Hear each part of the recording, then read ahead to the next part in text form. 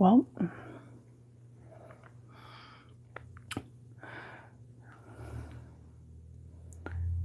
who the hell got here first? Because it wasn't it wasn't a normal regular, I don't think.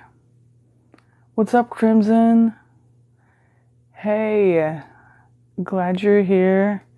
Am I rolling up for the second week in a row with no cosplay on? Yes, I am. We're not gonna talk about it. Just know that if you start on some bullshit today, it is not the day. It is not today. This is not the Toshi, and this is not the day. So, due to unfortunate and unforeseen circumstances, I didn't do anything. There's no cosplay. There's no... Good news, though. I found my suspenders for Johannes that I thought I lost. So, fortunate. Did I find them on accident? Yes. Stopped looking for those like a week ago. Thanks, Lady Eva. Appreciate that. And thank you for sponsoring today's episode, because I'm not drinking coffee, but Bartholomew is here, and he's going to help us get through this. So, everybody say hi. It's Bartholomew. He's back.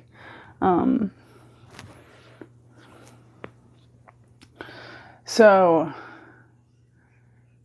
the cool thing, yes, Bartholomew. I named him Bartholomew. Denki calls him Longboy Jenkins. That's not his name.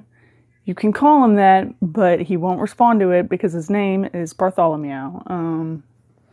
I also love him. He's my altar cat. He stays in this room with me. But, no, so kind of exciting. We're starting Fear Institute. It's my favorite book. I'm so glad you guys are here.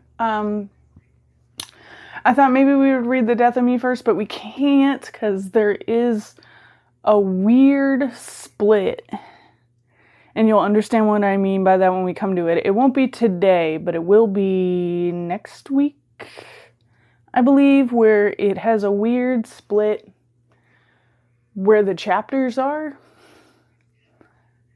Like, it cuts off mid-word, is the best way I can explain it. And so we're kind of going to marathon next episode. We're not going to have an intermission. We're just going to, because it'll be really weird if we stop in the middle of a sentence, in the middle of a paragraph, and then come back after like a 15-minute intermission in the middle of a sentence. No punctuation. No capitalization.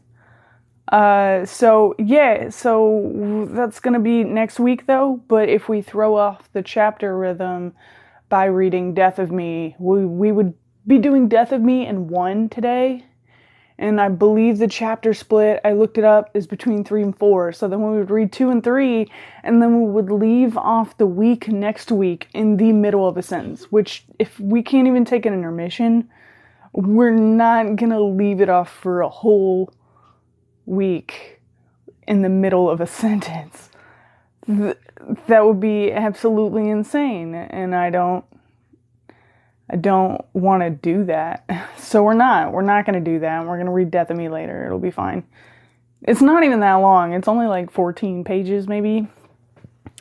So after Fear Institute, we can dive into, I really want you to meet one of my favorite characters, so we have to do Long Spoon. We just gotta. You'll know why.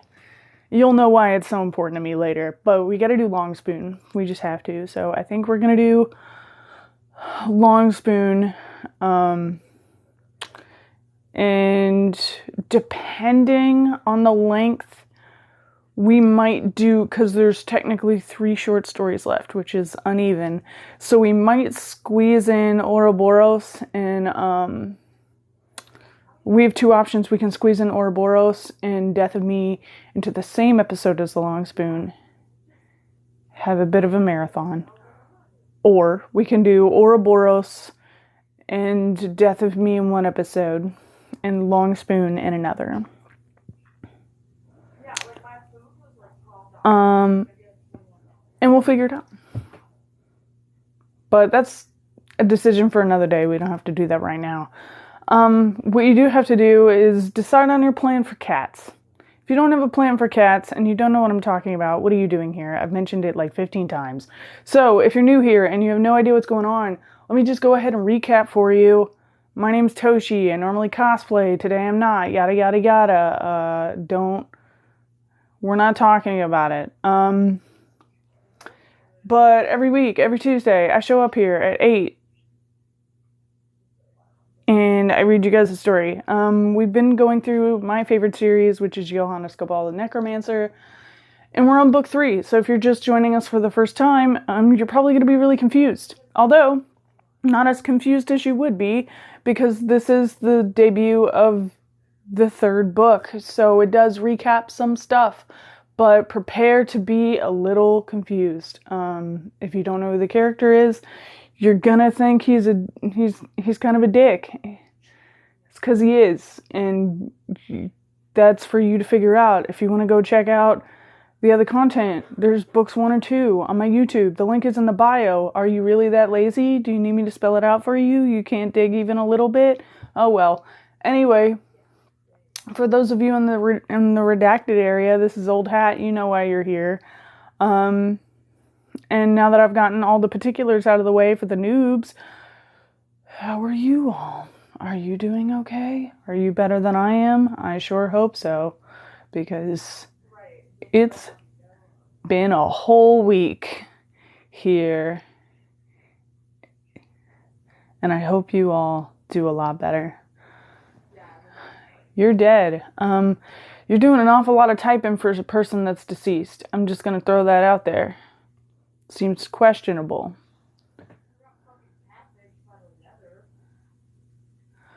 I'm Toshi. You'll figure the rest out. Don't worry, it won't take you that long. I don't know what has happened, but I hope you feel better.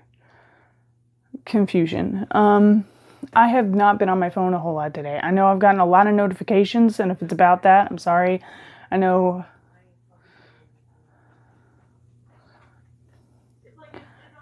Good luck. Good luck. You're here, that's it. Well, man, luckily, that's all you gotta be. You don't even have to be that if you don't want to. You can go to sleep, do what you want. Yeah, it's been one unfortunate happenstance after another this week, and it's just piled on, and I'm like, Lillian, what the fuck? And then Ethan was like, at one point, was trying to find his aunt. Oh, Denki's talking shit on the phone in there, and that's what that was. I was like, what is going on?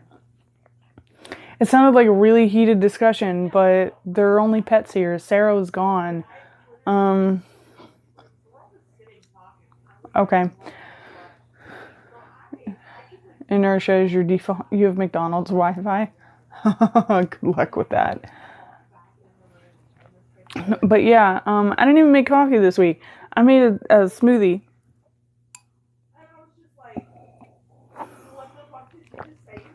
It's grape flavored. Hopefully.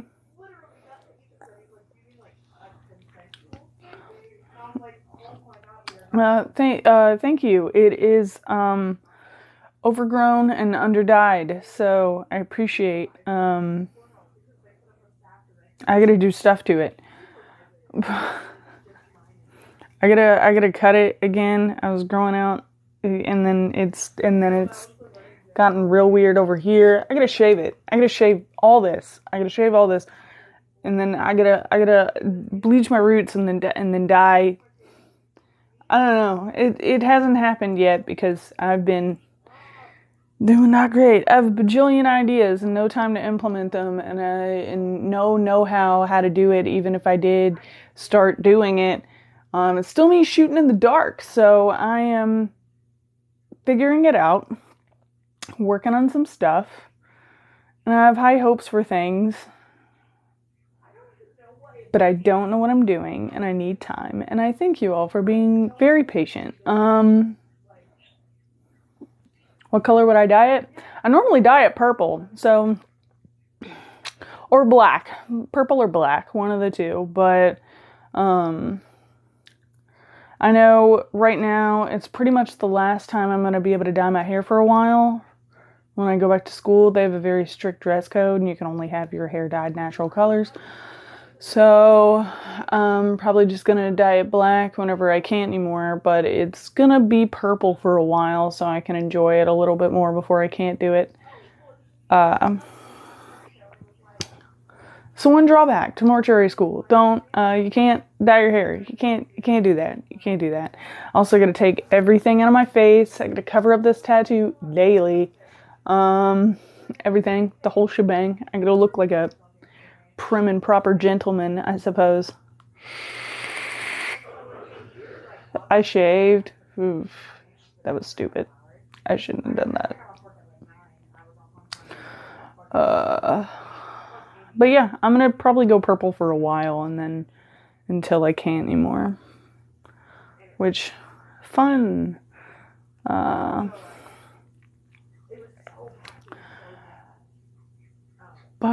I'm here today. I'm making the most of it. I'm trying my best. Yeah, Swiftblood, yeah. Probably a little different from you, but same vibe, yeah. Do I have a natural color? Like, the thing is, my day job right now, I can have whatever the fuck I want. I've come in full cosplay before. And they have not said jack shit. Like, my day job doesn't care as long as I'm a whole person that is able to drive and show the fuck up. You don't even have to be wearing the uniform. No one will say anything. I do wear my uniform in case upper management comes in because I don't want to be found slacking like some of these other idiots, but like, man, half these people don't even wear the uniforms. They just show up. We had a dude show up in sweatpants and a hoodie the other day. It was totally cool. Like, nobody cares. Nobody's gonna say anything to you.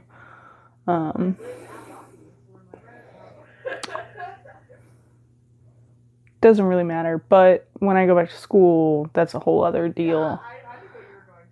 It's gonna be super lame.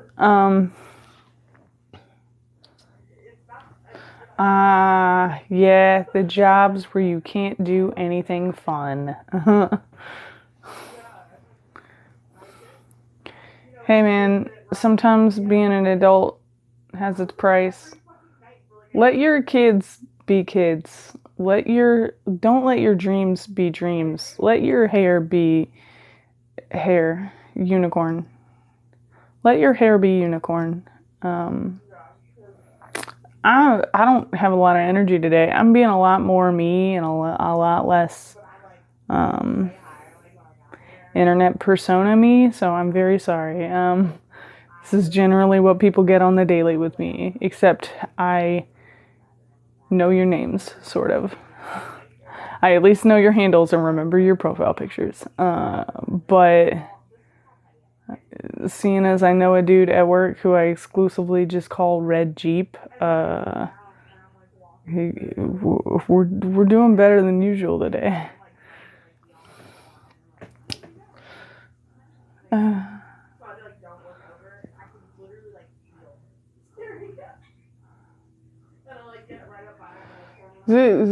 Okay, just nobody cares about the boys. Nobody cares about the boys that comes into the store, and you definitely shouldn't be concerned about it.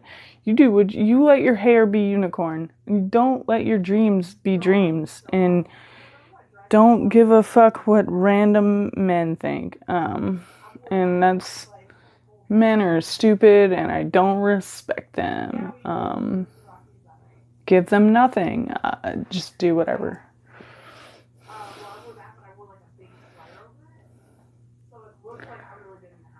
Cool. Well, I hope it's cool at any rate.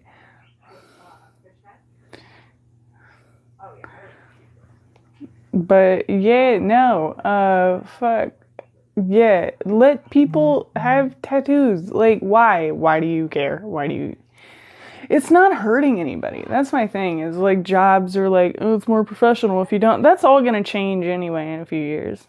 Because the generation that grew up with like tattoos and weird hair color becoming the norm are not gonna care as much when they start transferring of ownership of businesses and becoming the next people. You know what I mean? It's not gonna matter as much. By the time we die, that's not gonna be no fucking big deal, which I think is awesome. If we get the chance to die, because never mind, I'm gonna get real maudlin if I start talking about capitalism and global warming. So we're not gonna do that. We're gonna talk about the Fear Institute because that's what we're here to do. So if y'all want to read a fucking book, for once, no, I'm joking. You all actually read a whole lot. So, we're gonna read a book. We're gonna read another one. If you're keeping track so far this year, if you feel like you've accomplished nothing, you have essentially read 2 books. If you stayed here through all the lives or gone to the YouTube and listened to the stories, you've read 2 books.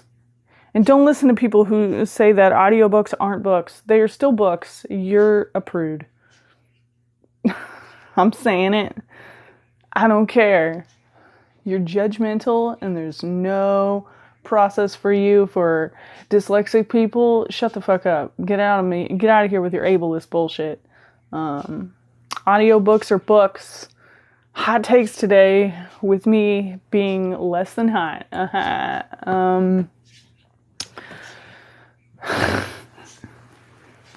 Yeah, audiobooks count. We got a librarian on our side.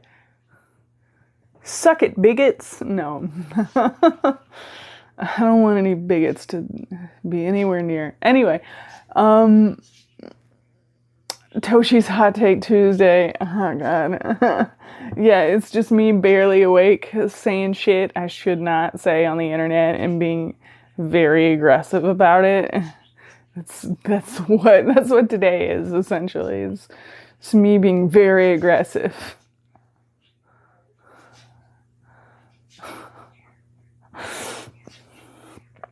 Oh man, I realized, I guess I just don't really know how aggressive I am, but I went to an apartment the other day to make a delivery, and I went up and I rang the doorbell, and keep in mind, they are having like a whole ass party in this apartment. Like, you can feel Doja Cat vibrating the walls. Like, and I was like, they're not gonna hear this doorbell, but they did hear the doorbell, and one of them goes, yo, I think that's a doorbell. And then the other one was like, no, I didn't hear anything. And then they were like, turn the music off. And they turned the music off. And I ring the doorbell again, and one of them goes, that was the doorbell. And then so like the door opens, this woman shows up, and I don't know what it was. But I was like, I was trying to be nice today because I was really lacking on funds, you know, and I was like, I'm going to be really nice and I might get a bigger tip. And so I was like, well, you didn't have to stop the music on my account. And she like looked at me for a second. I was like, you all having a party? And she was like,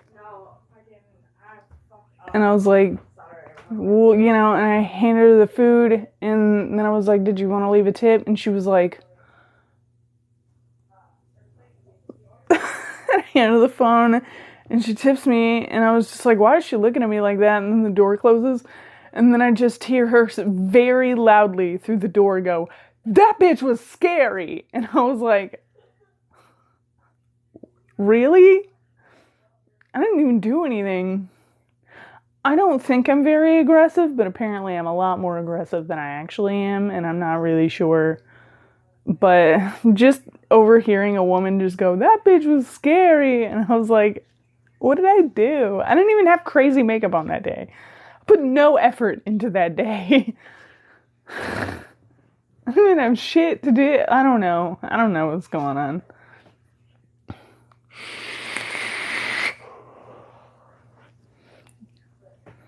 Man, Layla does more than I do. And like they come in with like half their like stitches drawn in and like crazy eyeshadow and like seams sewn up their eyebrows and like they come in and they're cute, like like they get hit on and then I get that bitch is scary and I don't do anything. I don't put any effort into it. I don't know what I'm doing. I think I'm just a lot meaner in person. I have a lot more patience with people on the internet than I do with people in real life, and it shows. Not really sure where the difference is, but when I figure out what my face looks like in public, I think that's why I can see my face, I can see what it's doing, and I can like be more presentable, but like I don't know, if I like relax, like it actively hurts my face to be on live too much because I'm like making my face do a certain thing, but like if I like don't look, I don't know. I don't know if I look angry or not. I can't see myself. So like when I'm talking to people at work, I don't really know what my face is doing. So I guess maybe it comes off as a lot more aggressive than it is. I'm not really sure. But to have someone say I was scary, like literally 5 seconds out the door, I was like, bruh, I can hear you, right? I almost wanted to knock back on the door again, and I was like, no, they tipped you. Don't do it. Don't do it.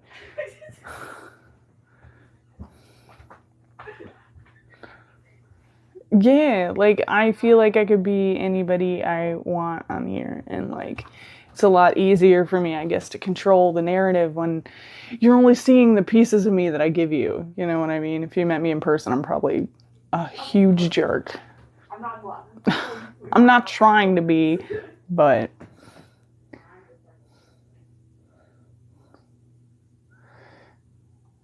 I'm glad if I'm zenning you out today. That's the good thing is I'm normally pretty zen, but I'm also feeling kind of worn out this week. All I want to do is listen to too much Coheed and Cambria that's good for me, and drink and play this cat game on my phone. Where's that cat? My phone's right there. There's a cat game I found on my phone. It's really delightful. It's the most just there's no thoughts, only cats. Only cats. And you get to make a little apartment for them. And they have different personality. It's real dumb. I don't know why I'm talking about this. Cat game. There's a cat game. I love it. I love the cats. I was like talking to Denki and I was like, so I found this puzzle game, and Denki was like, okay. And I'm not normally a mobile game person, so they were like, okay. And I was like, it's like a puzzle game with cats. And they immediately just went, oh, so you're like obsessed with it. Yeah. Yeah, I want to. It's the cats. The cats. Yeah, I can share the mobile game if you want. It's like 2 independent developers too, so it's not like a pay to play. It's or at least I haven't encountered a paywall. There might be one later, but I haven't encountered one, and I've been playing it for 3 days. So,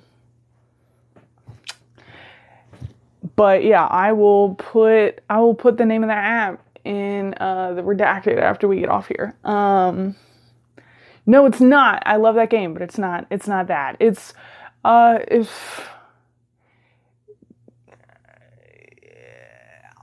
I'll try and describe it later. I can't really do it that well right now. But it's not it's different. It's stupid. I don't even care. I just like the cute cats and their little weird apartments, and they all have different personalities, and they're cute, and I love them, and I don't care.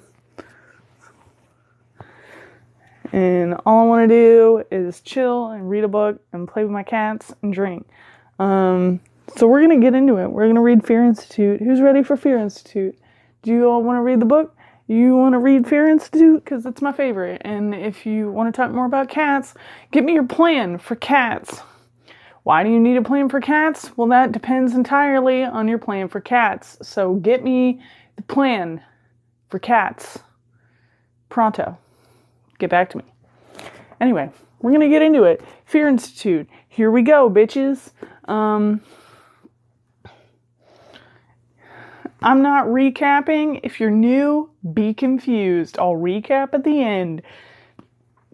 If you want to hang out and vibe and have me read to you, awesome.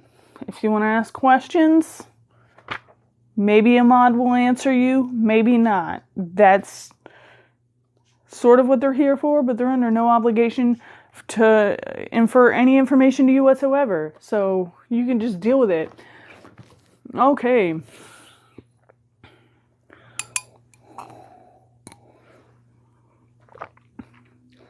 For legal reasons, this is a smoothie. It's grape flavored. We're going to start with the foreword. Yes, there's a foreword in this one. Isn't that nice? Foreword, a warning to the curious. Gentle reader, what follows is the third novel in the series of stories concerning Johannes Cabal, a necromancer of some little infamy. There will doubtless be some of you who have come here seeking some fanciful little tale for your amusement, to furnish you with a smile or two, perhaps even a giggle. You are fools, as are the benighted wretches who ever suffered the poor judgment to spawn you. What follows is, in truth, a horrible story of madness and corruption, of lost hope and new destiny, of vicious but stupid crabs. You will not read this and walk away untouched. Or perhaps you will. People are so insensitive these days. Once upon a time, all you had to do was finish a story with a revelation in the form of a single short declarative sentence paragraph in, and this was the powerful part, italics, to shred the sanity away from anyone more psychologically vulnerable than a lamppost. It was his own face. Or, there were still 2 glasses upon the mantelpiece. Or, the library book was terribly overdue. Not so these days. Everyone is so desensitized that the potency of artfully deployed italics has long been lost. It was good enough for H.P. Lovecraft, but apparently it isn't good enough for the modern world, filled as it is with obtuse bastards. You know what? Forget the warning. Read the book. Go insane. See if I care. I like that forward, so I wanted to read it. Okay. Chapter 1.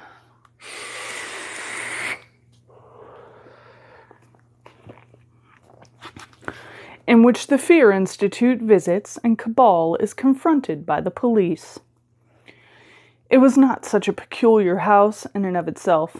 A 3-story townhouse, 4 if you counted the attic, Victorian in design, tall and thin and quite deep. To the fore, a short path ran from the door to the left of the frontage, perhaps 10 feet past what might have been intended as a rose garden in some long past year. Now it was overgrown, but in a strangely artful way, as if chaotic minds had planned a new and not entirely wholesome horticulture for the little garden. Indeed, they had, but we shall return to that aspect of the house shortly. Although at one point it had clearly been a middle terrace house, its neighbors were no longer in evidence but for broken half-bricks protruding from the end gables. A single house, the lone survivor of a terrace, marked darkly with the smoke of nearby industrial chimneys, a short front garden, and a somewhat larger back one, the former bounded by a low wall, the latter by a tall one. Not a common sight, but neither one to excite much comment in the normal run of things, if, that is, it were sited within an industrial town or a city. It was not.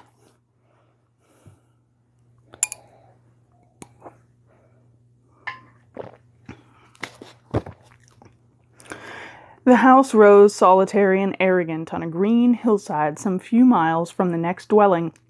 The nearest factory chimney capable of layering the soot on the house was further still. If one were to see the house on its rural location, apparently scooped up by some Goliath and deposited far from its proper place, one might feel inclined to investigate. To climb the pebble and earth trail that leads to the garden gate, to walk up to the flagstone path beyond it, and to knock upon the door. After all, somebody must live there.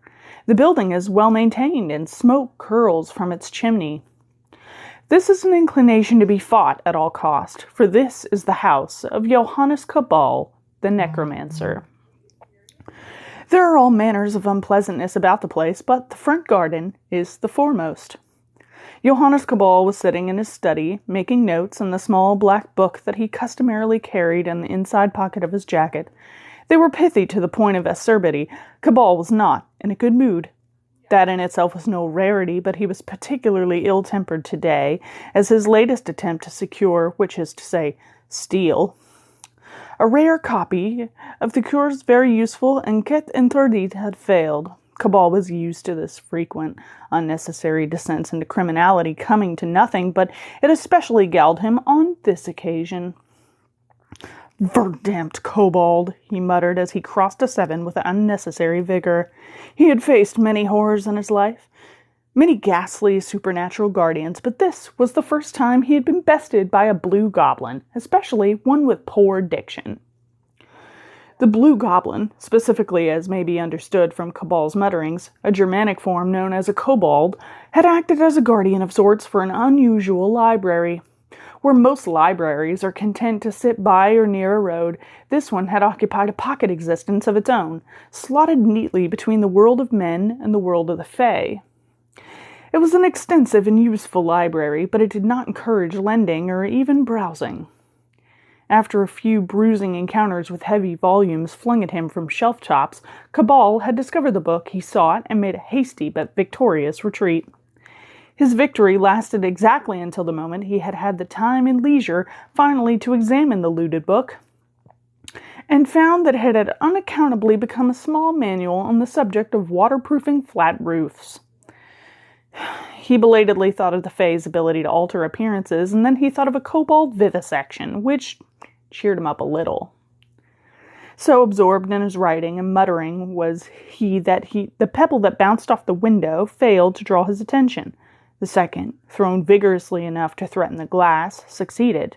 Cabal sighed, put down his pen, took up his revolver, and went to the window. Given that it was pebbles rather than bricks, and given that nobody who lived within 10 miles would be so stupid as to irritate Cabal, who was not only a necromancer, but, in the vernacular, an utter bastard, it seemed likely that the thrower was a child on a dare. Cabal intended to shoot to miss, albeit narrowly. He was therefore surprised when he saw 3 soberly dressed men standing on the other side of the garden gate. One looked like an undertaker, and Cabal, who had had a similar experience once before, checked his pulse just to be sure. Pleased to find he wasn't dead again, he went to the front door.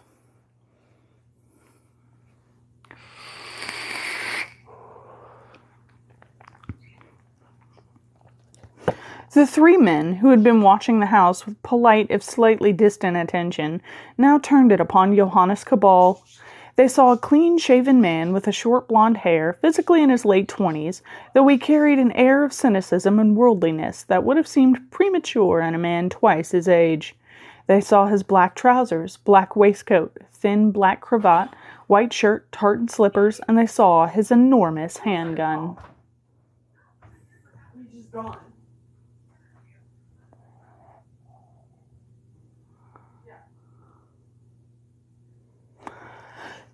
The last time Cabal had been to the gunsmith's in town to buy more cartridges for it, the man behind the counter had told him that the pistol, a Webley 577 Boxer, was guaranteed to stop a charging savage, according to the literature. Cabal had replied he didn't know about that, but it could stop a deep one with its dander up, and that was good enough for him. The man behind the counter had considered this, and then talked about the weather.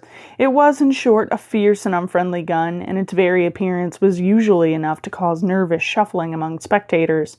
The three men, however, seemed no more put out by it than by Cabal's slippers, and those hadn't caused any obvious consternation either.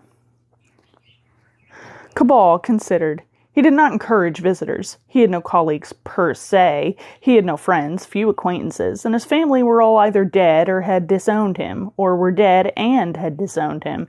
Occasionally, other necromancers turned up to try and steal his researches, in much the same way that he tried to steal theirs, or assorted self-elected paragons of virtue arrived to slay him as if he were a dragon. He was not a dragon. He was a much better shot than most dragons. And the Paragon's last sight was of the fierce and unfriendly Webley 577 boxer and Cabal's irked face sighting over the wide muzzle at them. The three men seemed to fit none of the categories. "Who are you?" asked Cabal. "What do you want?"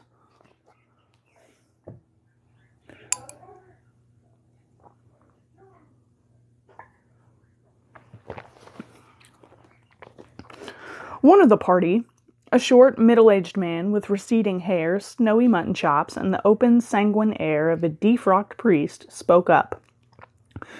"We wish to make you a proposal, Herr Cabal." "A proposal?" Cabal pushed his blue-glass spectacles back up his nose and regarded the trio suspiciously. "What sort of proposal?" "That," interrupted the tall man in the top hat, who looked like an undertaker, "is better discussed in private." He pursed lips that looked well used to it.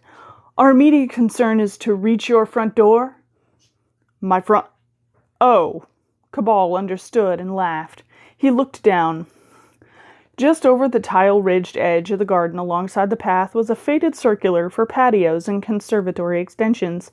There had probably been others, but they had blown away long since. This one staying only because it was trapped beneath a discarded human femur. The surface of the bone was pocked with tiny bite marks. He looked back up at the men, a sardonic smile on his face. "You're concerned about the denizens of this little plot, gentlemen? They are only pixies and fairies. You're not afraid of them, are you?" "Yeah, we're harmless," piped a tiny voice from beneath a hydrangea until it was shushed by other tiny piping voices. For his answer, the tall man stepped back and read the notice on the gate out loud.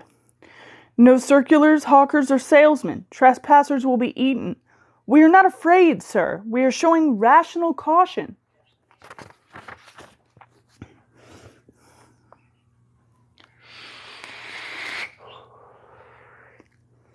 "Yes," conceded Cabal. "Put like that, I see your point. Very well." He spoke to the garden. "Let these men by." There was a muted chorus of dismay from the hidden watchers, but the three were allowed to walk up the path unmolested. By the time they reached the doorstep, Cabal had already gone inside. He was waiting, seated in his study, when the three men caught up with him. They stood gravely clustered around the door, unable or unwilling to sit without their host's invitation. Cabal was entirely unaware of a host's duties and contented himself by sitting with one leg crossed over the other and the pistol held idly in his lap. He looked at the men and they looked back at him for several uncomfortable moments. "Well," he said finally.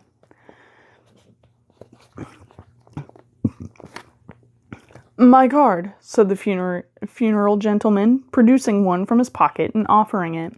Cabal did not rise to take it, but suffered the man to advance, hand it over, and then withdraw, in the manner of a priest delivering a votive sacrifice. "Mine also," added the third man, speaking for the first time. He had, to Cabal's eye, the air of a recovering alcoholic, who now ran a small printing company dedicated to the publication of religious tracts. It is illustrative of the workings of Cabal's mind that he readily associated religion and moral dissolution.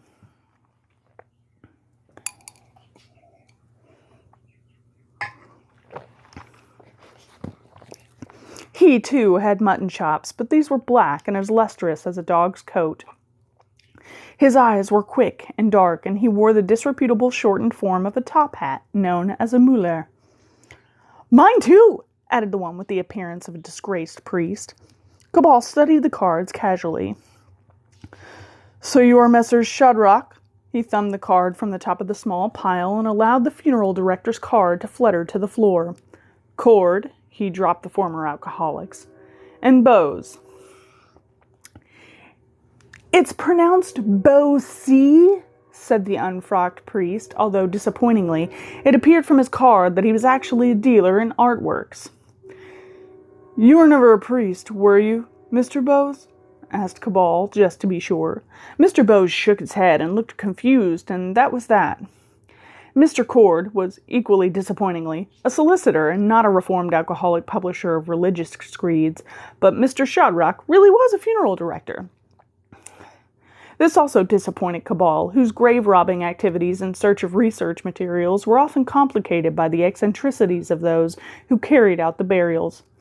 One doesn't want to spend all night excavating down to a coffin only to discover that it is lead-lined, sealed with double-tap screws, and proofed against crowbars. All very good, but none of which answers the question that I believe I implied when I said, well? An art dealer, a solicitor, and a funeral director. What business have you with me, sirs? Indeed, what business have you with one another? We belong to a society, Herr Cabal, a very special society, dedicated to a noble but arcane purpose. It is this purpose that has brought us to your door. Cabal looked at them with a raised eyebrow. Grundgütiger, you don't want all to be necromancers, do you? It's thankless work, gentlemen. I advise you strongly against it. Their blank expressions assured him that no, this was not the purpose of their visit. Well, what then? Let us start from a hypothesis, Herr Cabal, said Mr. Bosey with a wheedling enthusiasm, and let that hypothesis start from a question. Is the human creature as perfect in function as it might be?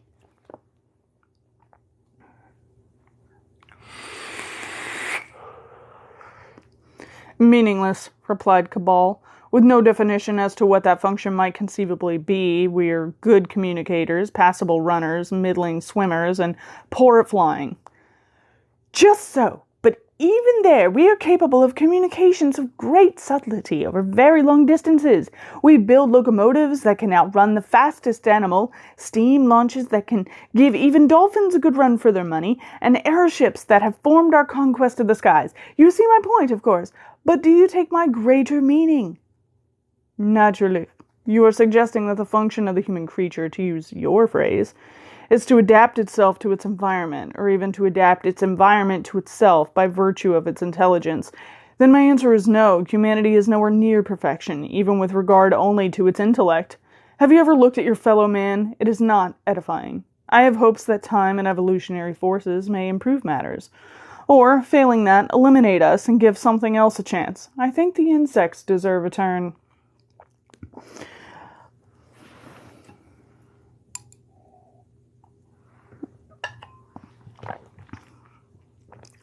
But, in the shorter term, how may we improve ourselves? Cabal shrugged. Eugenics, kill the lawyers, vitamins, there have been all manner of suggestions. Cord had been growing visibly exasperated with Bosey and cut in. Think rather in terms of what limits us, Herr Cabal, what holds us back in our everyday lives. What Mr. Bosey is trying to say is that our little society seeks to eliminate the most profound of all these limiting factors. Death, replied Cabal without hesitation. You do wish to become necromancers. No, sir, said Cord a little heatedly. Gentlemen do not wish to hear themselves described as nascent necromancers, even by a necromancer. I mean the little death that eats away our lives from the moment we are old enough to realize that a final death certainly awaits us. Cabal frowned. He was aware of the phrase little death as used by the French, but it seemed very much out of context here, where the context consisted of Messrs. Bosey, Cord, and Shadrach. I am bemused. I mean, Herr Cabal, and here Mr. Cord took an unconsciously dramatic step closer to Cabal. Fear. Satisfied that he had made his point with sufficient emphasis, he stepped back again. Every waking moment of our lives we spend as hostages to the terrible perhaps. We dread the unnameable that lurks beyond our doors. We collapse into ridiculous phobias with the most fleeting provocation. Clowns, birds, the number 13.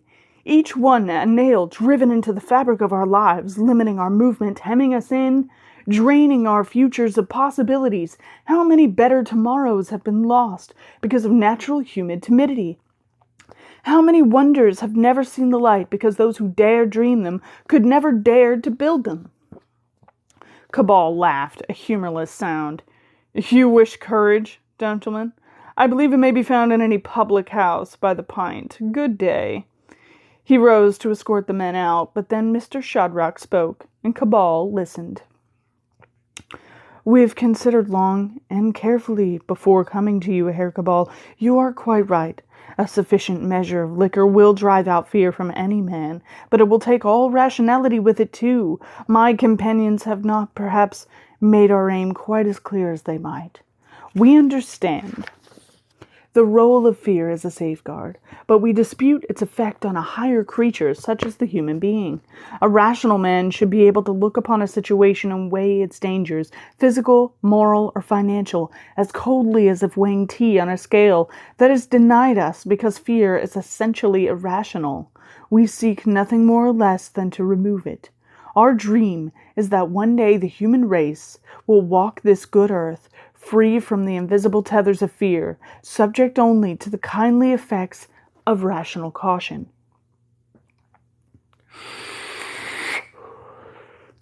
Cabal sighed and sat down again. You mentioned a society. What sort of society? Do you hold annual general meetings, raise funds by selling cakes, and all go on share a bank holiday together with funds raised by subscription?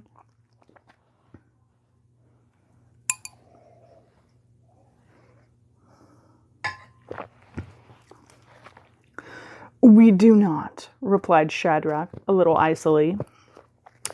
Ah, said Cabal. Yours is the other sort of society, then, the type with impractical handshakes?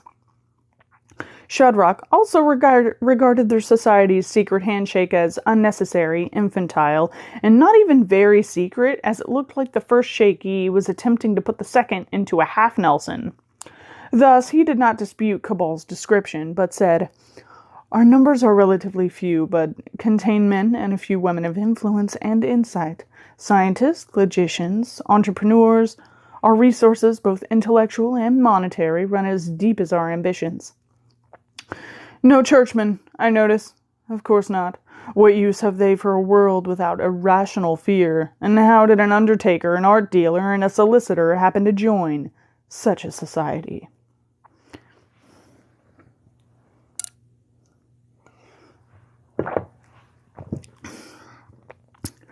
Irrelevant, said Cord a little snappily.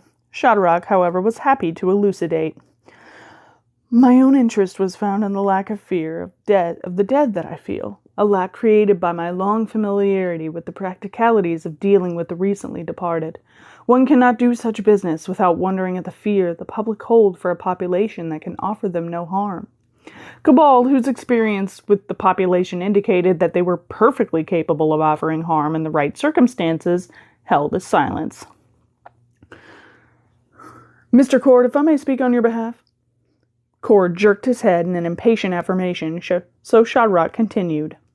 Mr. Cord deals with people every day who make bad decisions based upon fear and not logic, whether to create a fund here or trust there, even fear of writing a will in case it should tempt fate in some ill-imagined way.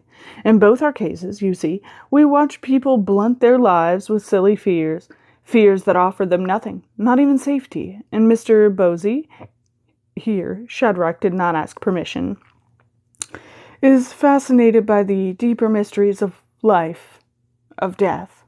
I meet all sorts in my job, smiled Bosie, as if discussing the vagaries of collecting matchbooks labels. One of my clients told me about the society, and I was like, ooh, that sounds like fun. So here I am. Shadrach looked at Bosie for a long moment, unsure how to proceed. Cabal filled the silence a little impatiently by saying, Yes, it's all very laudable, I'm sure, but I'm still at a loss to understand my part in all this. How do you intend to achieve your goal? Brain surgery? Bosie grimaced. Tried that. It didn't work, he said before being shushed by Cord.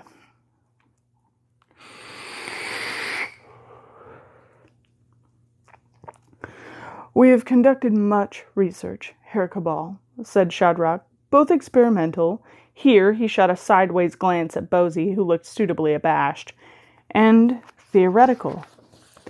It is the latter that has led us to a possible, indeed probable, solution. What we intend is nothing less than to isolate the very spirit of fear, and thence to focus our energies on finding its anathema, the antibody to fear, if you will.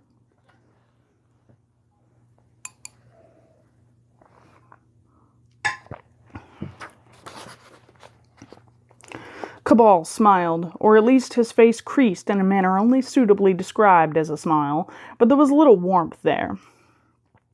You wish to isolate fear. Well, if only I'd realized your ambitions were so simple. Perhaps we can work up to it by capturing faith, bottling hope, and presenting love to the world as a commodity available by the pound and wrapped in grease-proof paper and topped with a bow, he sighed. How can you possibly hope to isolate the incorporeal? If it were a true spirit, you could amuse yourself with salt and pentagrams, but fear, sirs, you waste your time and mine. Surprisingly, the three men did not seem at all put out or taken aback by Cabal's response, and he realized that they'd anticipated it. Indeed, they seemed to relish it. Sir, our researches are conclusive. We are certain, absolutely certain, that fear may be manifest and be captured, but not, sir, in this world. There is another place, Herr Cabal, said Bosie. Another world where things are not as they are here, where the most fanciful concepts may prove sterling truth, and the incorporeal take form. Cabal straightened a little in his chair, interested despite himself. You speak of the dreamlands.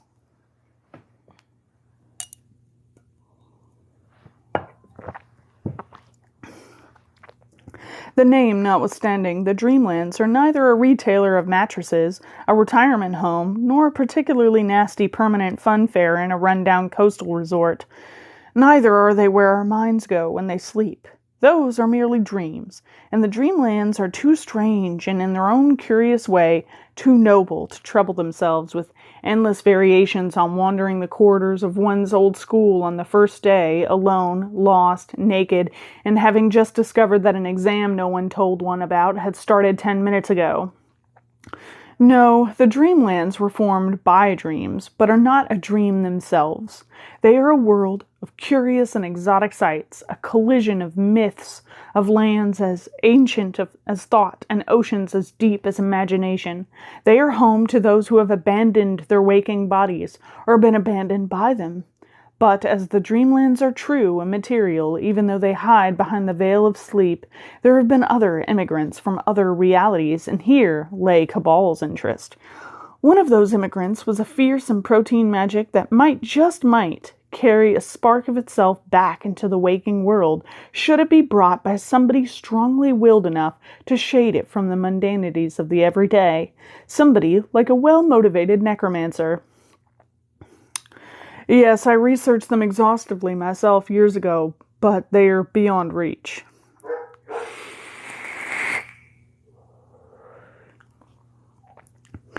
They are not, sir.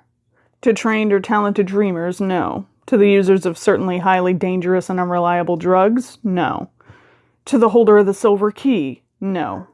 I am none of these things, mein Herren, and neither are you. The Dreamlands, while an interesting destination, are beyond the reach of any of us. Alarmingly, the three men still seemed splendidly unconcerned, and indeed, rather smug. Cabal ran the alternatives through his head rapidly, and settled on the most likely, though staggeringly unlikely it was. You have the silver key? It was Shadrach who spoke. We do, sir. We have the silver key of the Dreamlands. We may enter and leave as we will.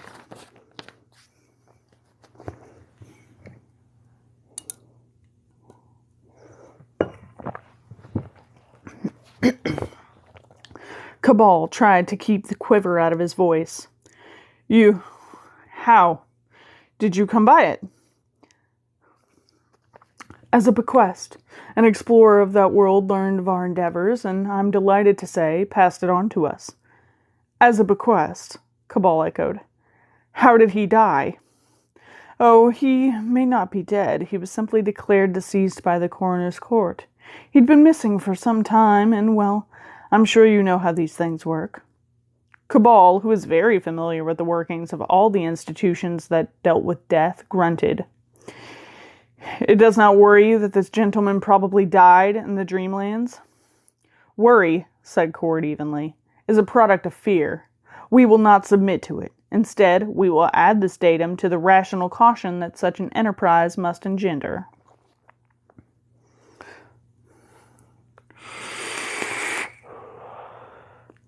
Ah, thought Cabal, now we come to it. There are many possibilities, many things that may go awry in the Dreamlands, said Shadrach. This may be the only opportunity that we of the Institute will ever have to venture there. We must maximize our chance of success in every way that we can.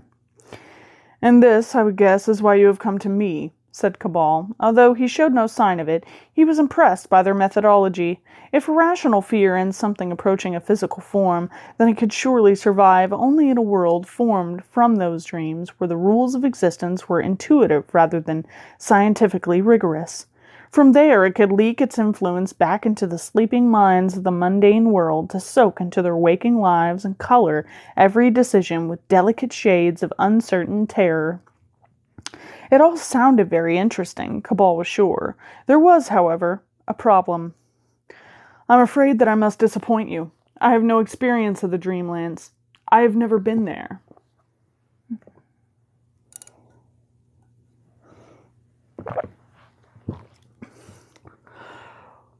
We know, said Cord. You're alive and sane. It seemed very unlikely that you'd ever visited. So why? Because we have little use for a dead or insane guide. You may not have immediate experience of the Dreamlands, Herr Cabal, but you do have plentiful experience of the, occult, he said apologetically, and the unusual. You also have a reputation for formidable sang-froid, which will come in useful given this stressful environment. Cabal smiled, a little less humorlessly this time. It always amused him that when you wished to flatter somebody, you would describe them as possessing sang-froid, whereas if you wished to sting or insult them, you were simply cold-blooded. Our proposal is that you should lead an expedition into the Dreamlands, Herr Cabal, said Shadrach, to seek out, capture, and bring back into this world the archetype of fear, its principle, the very phobic animus itself. And if it refuses to come quietly, then it will be put down. There was a heavy silence after that for some seconds. Then Cabal said, You are asking me to risk my life and sanity. What am I to gain from this? Bosey coughed. The silver key, Herr Cabal. Once we have the animus, we shall have no further need of the key. Indeed, rational caution dictates that it is never used without good cause, and our cause would already be fulfilled. We think that you, however, would have cause to use it again in future, in the continuance of your own field of research. Cabal considered. Then he spoke. Gentlemen, your proposition is not without interest. I should like to think upon it. You will make your way back to the village, and if you have not already done so, take rooms there. I would suggest that you don't tell them you have any dealings with me, or the standard of service will suffer. I shall send word of my decision to you sometime tomorrow. Good day. And so saying, he shooed his visitors from his house, ensuring first that they successfully negotiated the path without being ambushed from the tea roses.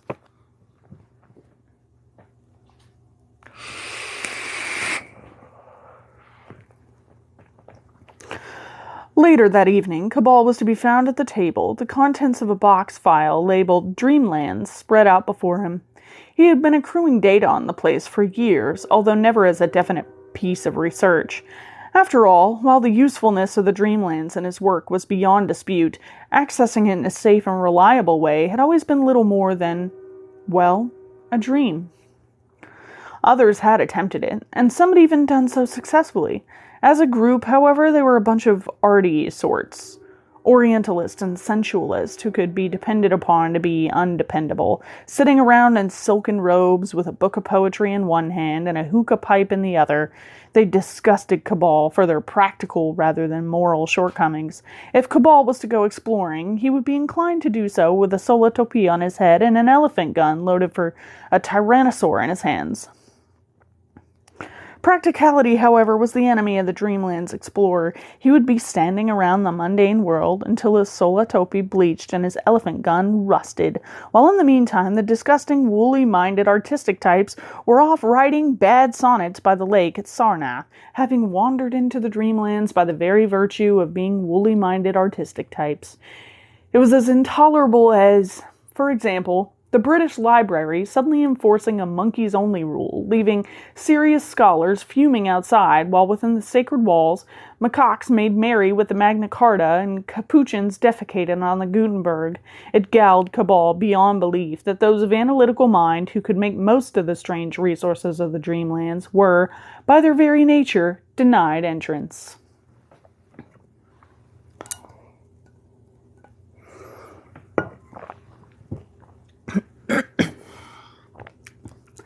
There was one way through, however, the Silver Key.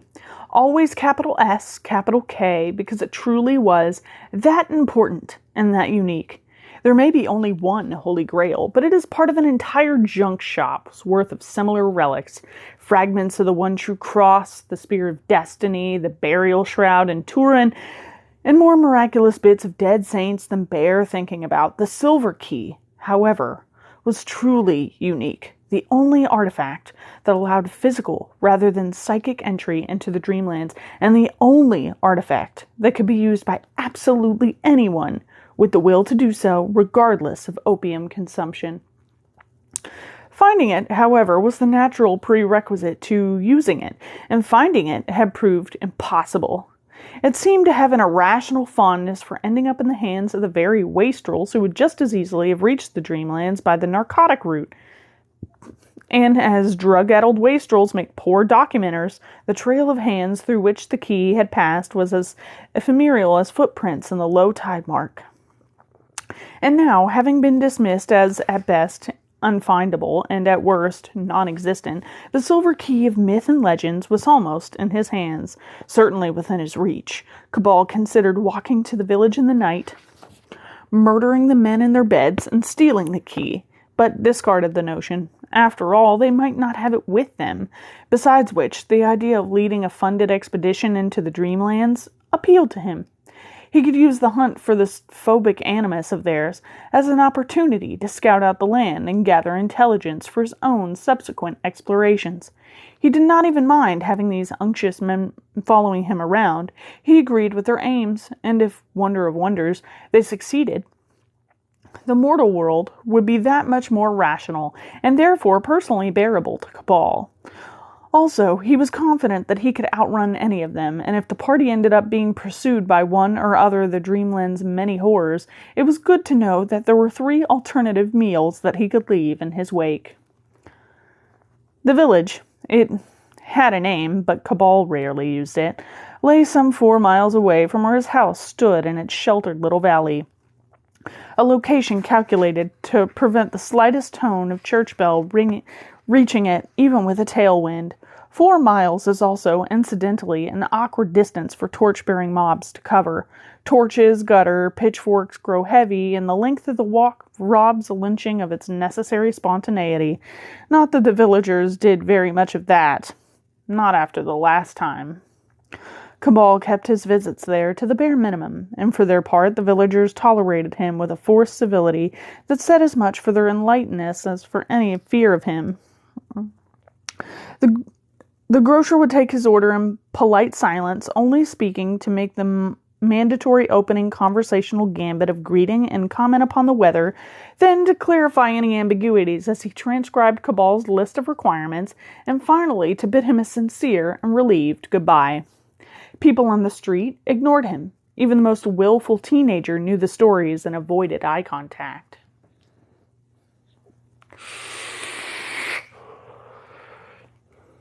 The only individual who sought Cabal out when he visited was Sergeant Parkin, the senior officer of the village's police force, consisting of Parkin, two unambitious constables, and an aging Alsatian called Bootsy. People liked Sergeant Parkin and were grateful for the calm way in which he dealt with the Cabal problem.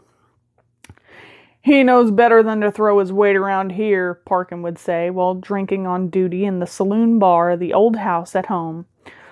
"We treat him polite-like, and he's here and gone, and good riddance." The villagers might have been less pleased to know that Parkin's public relations efforts were entirely focused upon them, as Parkin himself was in Cabal's employ.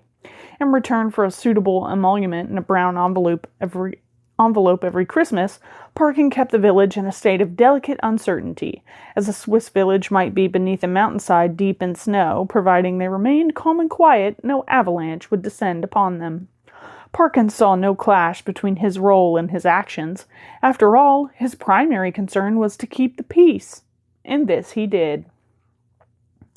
Parkin was talking football in the pub when Mr. Jeffries, whose home overlooked the dusty and rarely traveled road that ran by Cabal's house, entered, approached the sergeant directly, spoke quietly and calmly in his ear, and left again.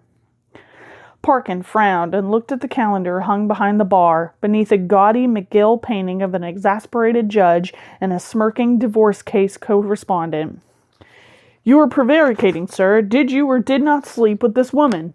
"Not a wink, my lord." The date caused him some mild consternation.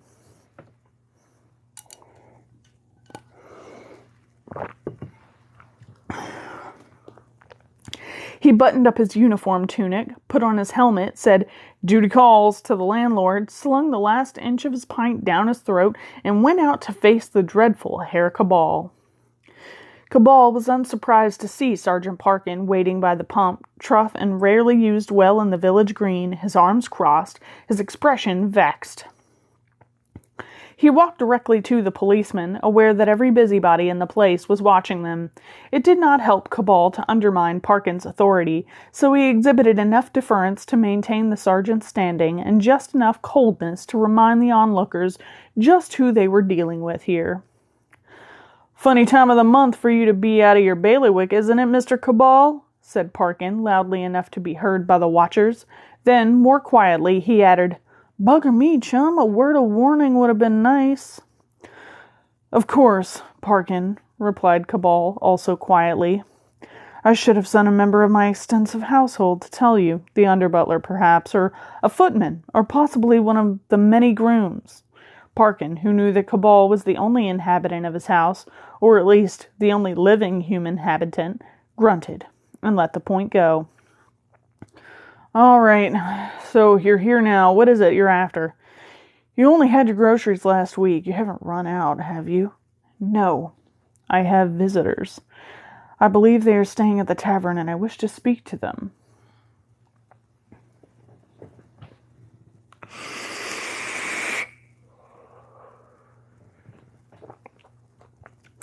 "What?" Parkin shot a glance at the old house at home. "The undertaker, the unfrocked priest, and the bloke who looks like an alky? I knew all that codswallop about butterfly hunting was bollocks, but I didn't know they were anything to do with you. I don't recall you having any visitors before, Cabal."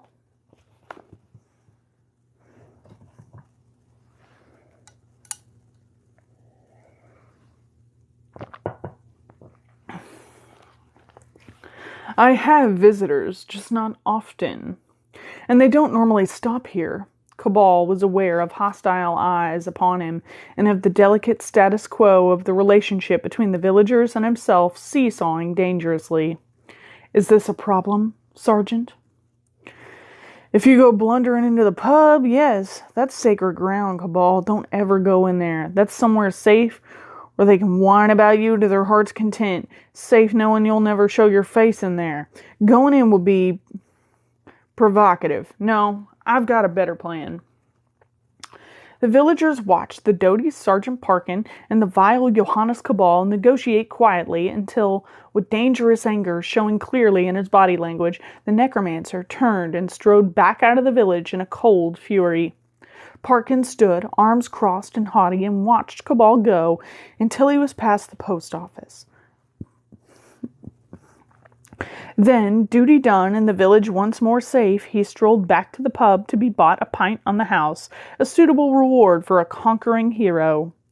While the landlord pulled the pint, Parkin made his way into the snug and there found Messrs. Shadrock, Cord, and Bosey eating lunch and muttering to one another in conspiratorial tones until Parkin's entrance plunged them into an embarrassed silence. "Afternoon, gentlemen," he said jovially. "If you wouldn't mind eating up smartish-like, packing your bags, and pissing off out of it, the parish would be grateful." There was a shocked silence. Shadrock made as if to say something, but Parkin leaned down and said, close enough to Shadrock's face that he was momentarily overcome by pipe tobacco and beer fumes, "It's not a request, sir. It's not a request." Then, dropping easily to a penetrating whisper, he added, "You gentlemen have an appointment," and quickly pressed a folded piece of paper into Shadrock's hand.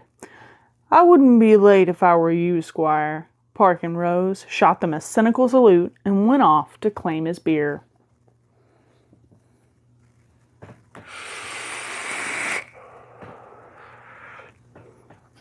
They found Cabal sitting on a fence by the road a mile out of the village, shying stones set a crow. He didn't appear to be working very hard to hit it, which was just as well, since the crow was remarkably good at dodging, and indeed seemed to regard having lumps of rock cast at its head as a show of affection on Cabal's part.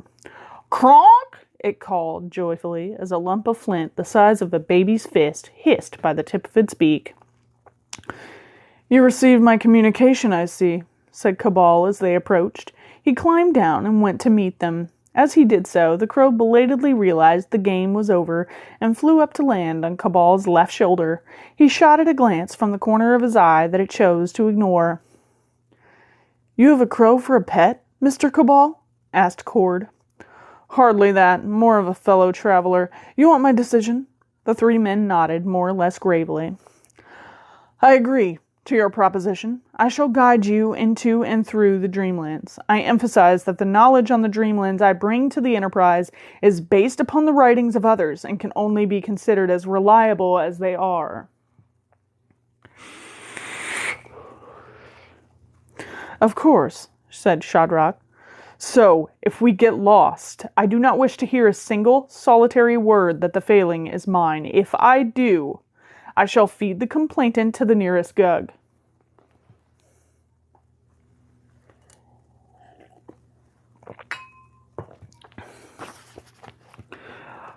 "What is a gug?" "Exactly my point. I know, and you do not. My knowledge of the Dreamlands may be flawed, but it is still magnitudes greater than yours. With that caveat, do you remain committed to this undertaking?" "We do," they chorused a little shakily. "You are sure?" said Cabal, smiling slightly at their quavering voices.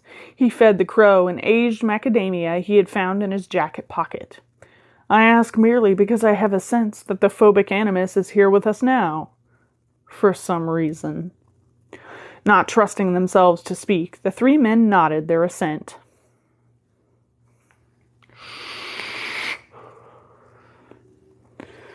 "Good. Well now, I assume you have easy access to your institutional funds, as I shall be spending a lot of them immediately. Equipment is by the by. The Dreamlands will provide what we need, at least to begin with. We shall need to travel, however." "Travel, Mr. Cabal?" said Bosey. "But surely the Dreamlands are coterminous with all space and time. We can enter them as easily from here as from Timbuktu." "I do not recall suggesting Timbuktu," said Cabal. "Yes, you are right, but simply standing beside a boundary does not allow you to move through that boundary. A high wall allows no access, not until you find the door. I cast lots before I came out today, and I have found a place where the veil between this world and the Dreamlands is suitably fine that the Silver Key will make short work of it. That is where the gate of the Silver Key lies, gentlemen, and we should make haste before it decides to relocate to the heart of the Sahara, or the depths of the Antarctic, or God's forefend, Wolverhampton." "And where does it lie now, Mr. Cabal?"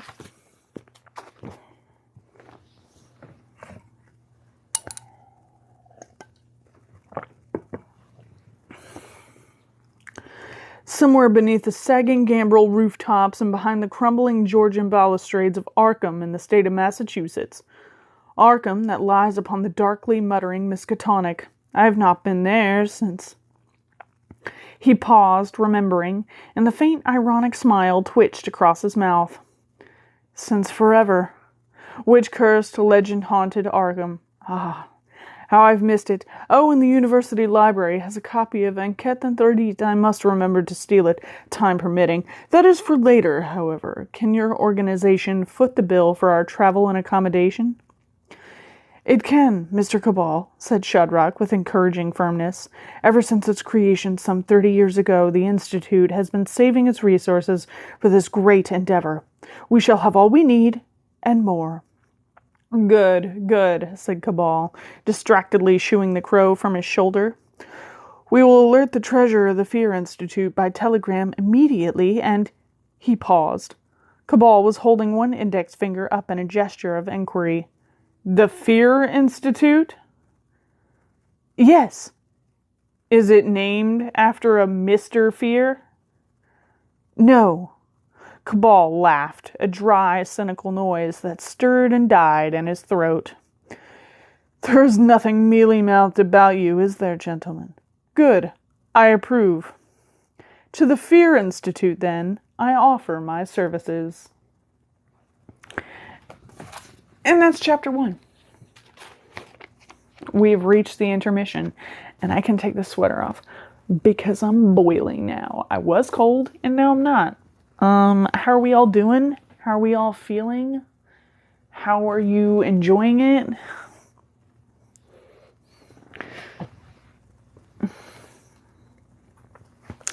Yeah, if you like the fairies, Lady Aoife, and I'm judging by your name that you have an appreciation for Irish folklore. I'm just going to throw that out there. Maybe you chose your name on a whim. I've never brought it up to you before. That's your business, and I don't like to pry. But if you have an appreciation for Irish folklore, and Aoife is essentially the Irish pronunciation. When an A and an O sit next to each other like that, they make like an E sound, which could have just been a personal choice and you just saw it and you thought it looked cool, but you knew the pronunciation also, which is why I bring this up. If you like Irish folklore.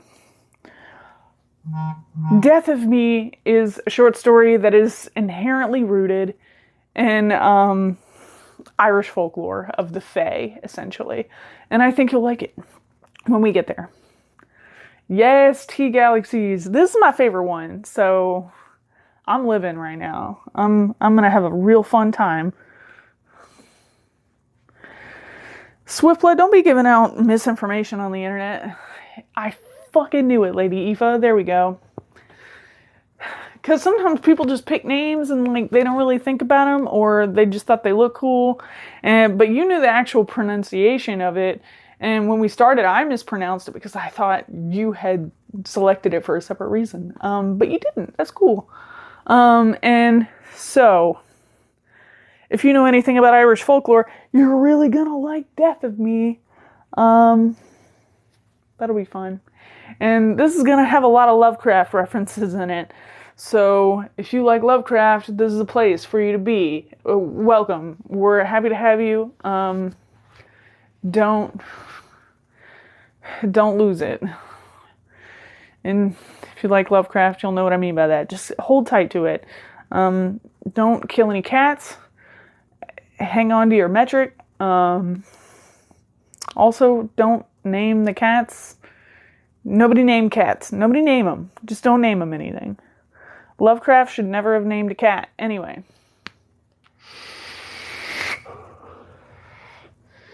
This is the part where Pickman's model starts to come in. It's going to be real fun. Not directly Pickman's model. I believe also the Cats of Ulthar are going to be mentioned here quite soon. I'm going to open this other smoothie.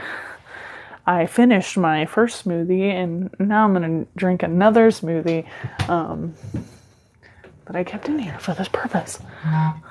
This is a smoothie. Nobody... Look. Oh, this isn't a twist top.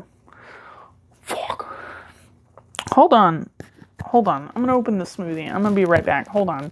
Mild intermission. Everybody take this chance to go to the bathroom and get your second smoothie of the night. I don't know, whatever you're doing.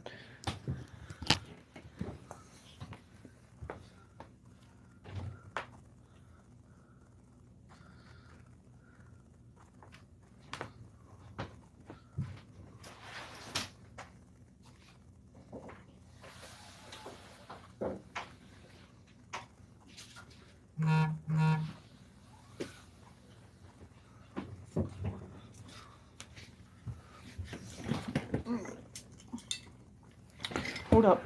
I'm not quite done.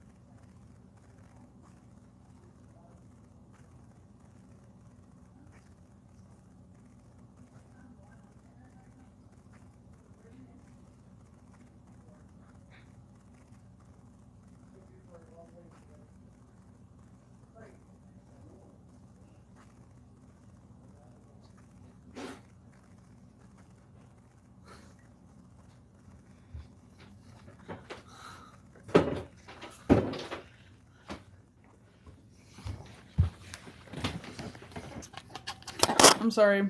It took a hot second. My beer exploded. I had to go clean it up. And I discovered Sarah's back, and he's got a leather bracer and just unironically referred to himself as a leather daddy. So we're going through a few things right now. We're gonna be okay. It's gonna be okay. Oh. Dinky. Oh my god. Oh my god. Why? It's so long and it's everywhere.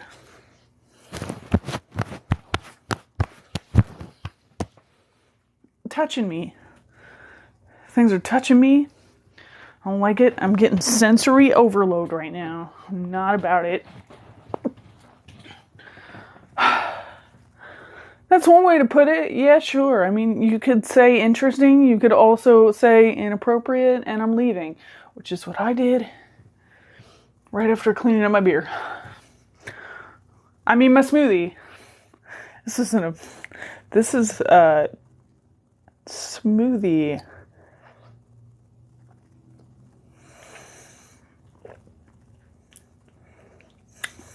Different.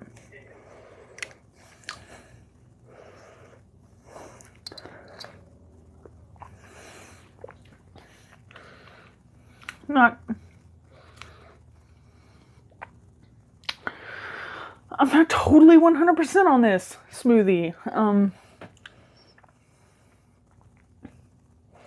Yeah, I just left. I was like, good to see you, and I'm live on the internet. That's inappropriate, and I gotta go. And then I left. I was like, I can't do this right now. I got like 15 people chilling in a room by themselves. Can't be doing that. I was unplugging my phone. It was unnecessary. It's at 100%. Oop.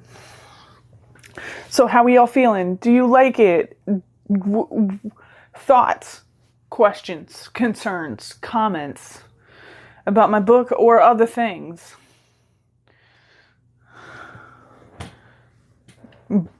Bartholomew will also take questions if you want.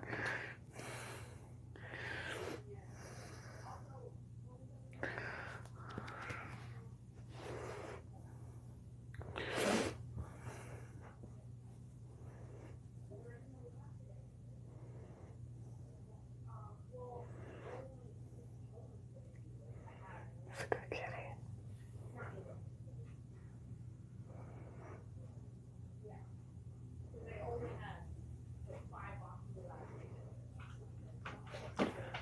I'm eavesdropping.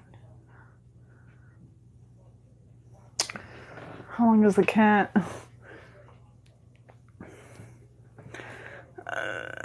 Pretty long.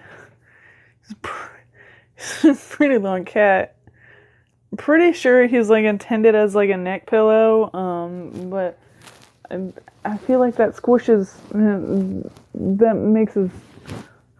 I'm crushing the mic. But I feel like crushes his organs unnecessarily. And if you're gonna tell me that he doesn't have organs, you're right. You're right. And I don't care, but I like treating him like he's a real boy. Yeah, he's a long boy. He's so cute. He is the squishiest. He's so nice. I love him. He sits in here with me 90% of the time. I'll crochet and he'll just be chilling. He's my favorite. And I'm not like a huge stuffies person, but do I love this cat? Yes. Stick him with me forever. I take him when I sleep over and people are like, do you have a stuffed cat? And I'm like, yeah, and I will not be taking questions or comments. Like, do not talk to me about it. I will not respond. So, we've just never known you to be that big on it. And I'm like, yeah, I don't care. I'm more of a blankets person on a personal level of comfort. Would I die for this bitch? Maybe not die for him, but I'm taking him to the grave. Yeah, he's a big boy. Lady Aoife will know.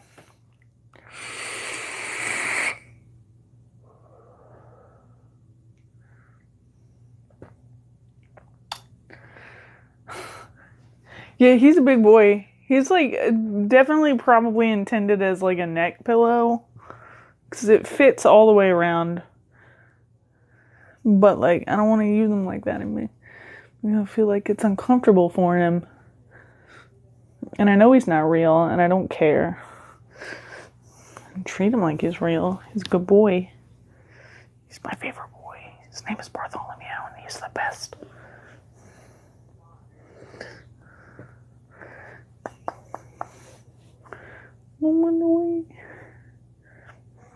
Yeah, he's huge. But he's so thin, also, with being incredibly long, that I was like, oh, that kind of just fits right around your neck. So I thought he was for my neck. It doesn't matter. I do treat him more like a body pillow anyway. He's big. He's a long boy.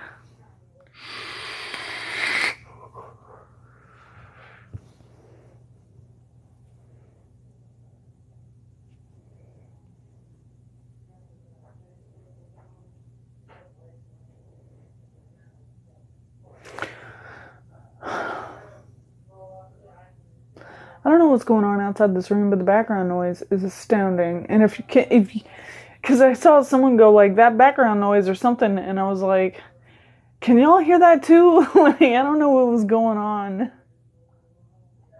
But there was like a very heated discussion over the phone. I don't even know. I'll worry about that later. Yeah, I was like, man, this mic picks up everything. Y'all can't. I haven't soundproofed this room. Like, is that like a goal for the distant future. Yeah, but it's not right now. I have to record pretty much anything that's like an audio recording. I have to like sequester myself under the desk where it's like more soundproof. But yeah, this room isn't soundproof. You can hear everything. I just don't appreciate, I don't think you would appreciate if I did my whole live from under the desk. I mean, I guess maybe, I don't know how I couldn't set up a ring light under that desk, and it's very dirty. There's no way. There's no way. So I'm sorry about the weird background noise. I can't really control what they do out there, so it might be cozy. It is not. I would immediately correct that notion by saying it is definitely not, and I know because I sit on this hardwood on my ass, and it hurts. It's not it wouldn't be comfortable for me. It might be cozy for you. Definitely set the atmosphere if we're going for a horror vibe, because it definitely gives off the hiding from a murderer in a closet vibe, but it is definitely not comfortable. I'll just go ahead and let you know that right now. I have thought of doing that. I legitimately was like, can I get a sleeping bag and put it under this desk? Because this desk that I have in here is actually an old teaching desk, like with the drawers removed. But it's like a big desk. Like, it's legitimately like an old school desk. And I legit, like, considered that as an option for a while. I never got the sleeping bag, and I don't get into Aizawa as much, because I have to, like, go out and do stuff most of the time when I'm in cosplay, too. And Toshi kind of flies a little bit more under the radar than a full beard.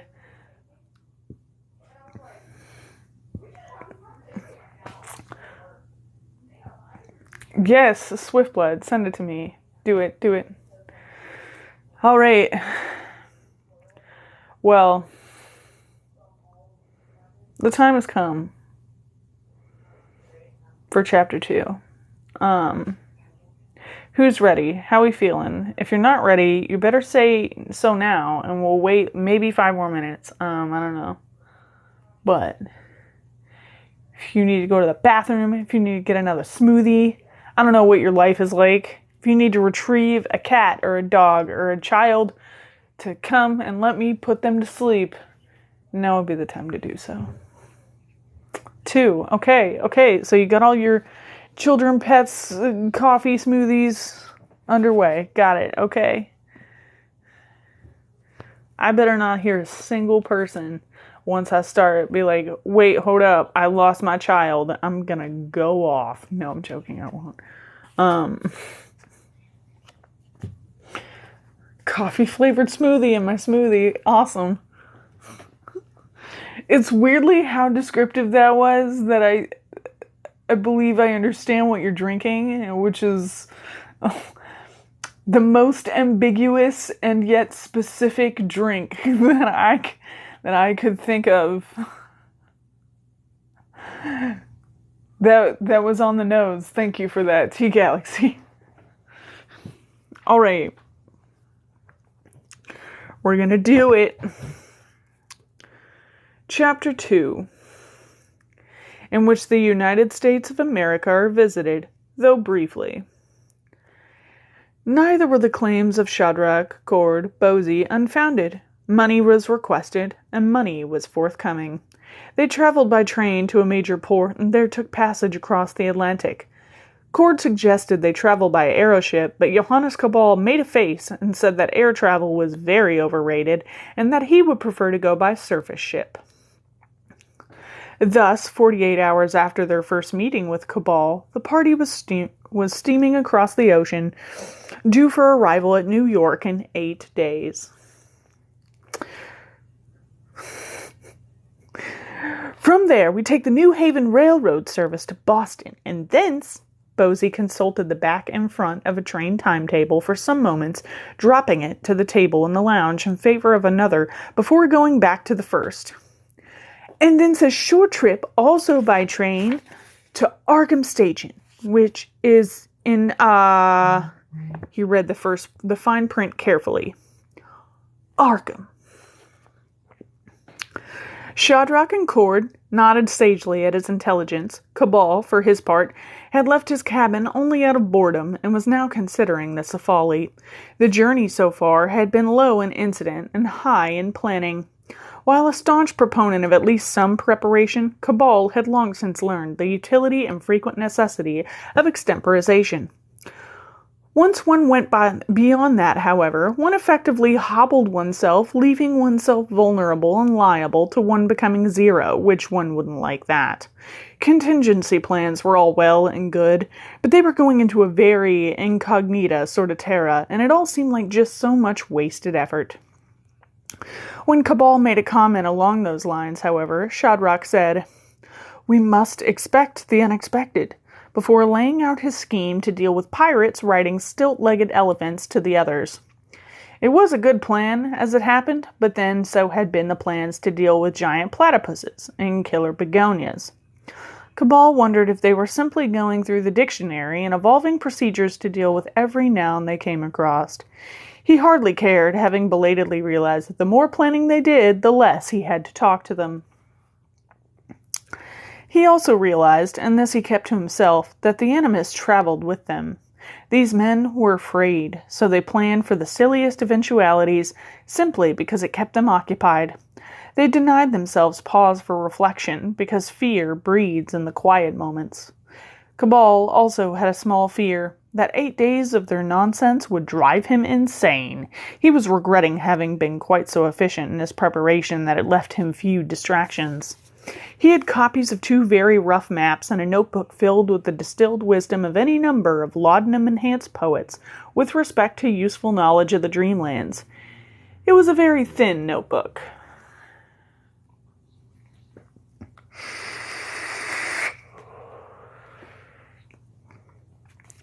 He was flicking through it when the others finally agreed on a plan in case of attack by soft furnishings, and Cord asked, "What was that creature you were speaking of the other day, Cabal? The Gog, was it?" "Gug," replied Cabal without looking up. "It's called a Gug."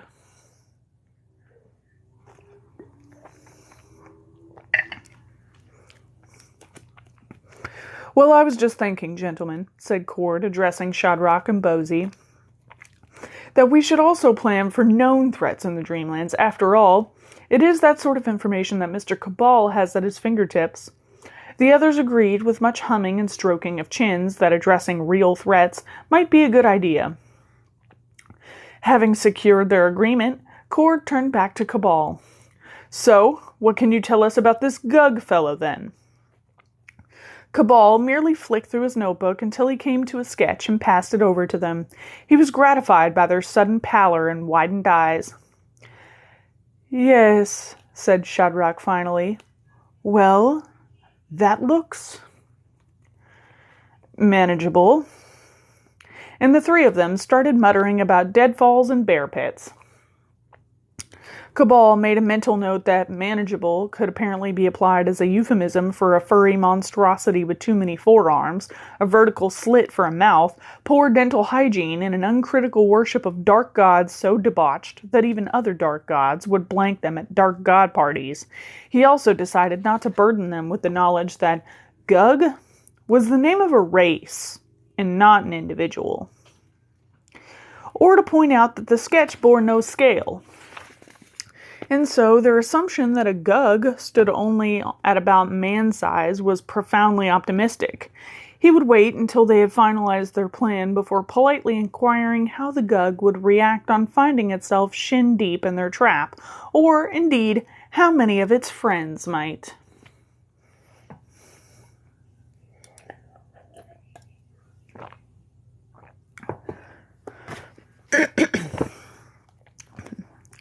The 8 days of the sea crossing became more bearable as the Institute members grew by degrees both bored out of their over-planning and cognizant of its futility after Cabal had dropped a few more bombshells into their sessions. The final straw was when Cabal innocently inquired of them, What is your plan for cats? Cats? Said Shadrach. Cats, echoed Cord. Are we likely to be set upon by cats? I don't know, said Cabal. That rather depends on your plan. Bosey, the least enthusiastic of the three when it came to covering every conceivable contingency, tapped the box file that lay on the table. It was stuffed with plans, and there were another 4 just like it in Shadrach's cabin. Which plan? He asked morosely. Your plan for cats. Shadrach frowned. If Johannes Cabal had not previously demonstrated beyond any reasonable doubt that he was disinclined to frivolity, then Shadrach would have been sure that they were being made fun of. Do I understand you correctly, Mr. Cabal? Our plan for cats, which has not yet been formulated, depends upon our plan for cats? Cabal nodded sadly. It might. Shadrach and Cord looked at one another for a long moment.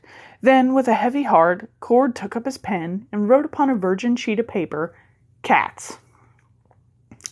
He had barely had time to underline it when it was whipped out from beneath his nib by Bosey, who tore the sheet into halves, then quarters, then eighths, before letting them flutter onto the table. I am having a drink, he declared, and I do not mean tea. They watched him go off in the direction of the bar, so did not notice Cabal's quiet smile of triumph before it vanished beyond a 2-day-old newspaper. And in the end of the Burgesses passed that remarkable law which is told of the traders in Hatheg and discussed by travellers and near, namely, that in Ulthar no man may kill a cat. The Cats of Ulthar, H.P. Lovecraft, 1920.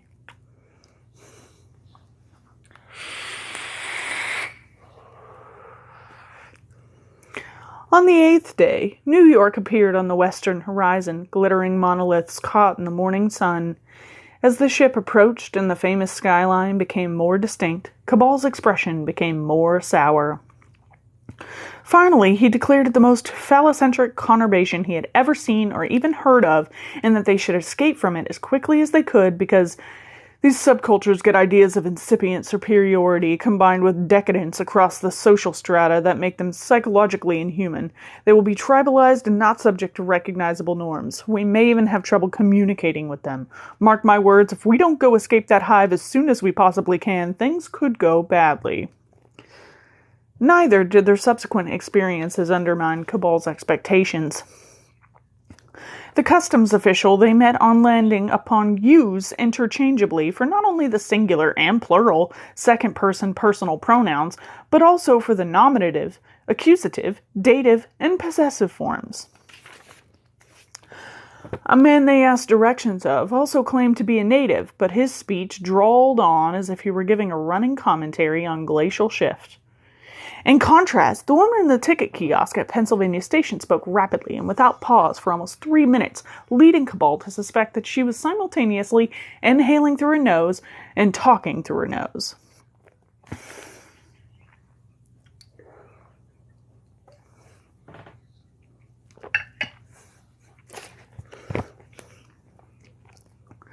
Only when they were safely aboard the Boston train and it was en route did they relax.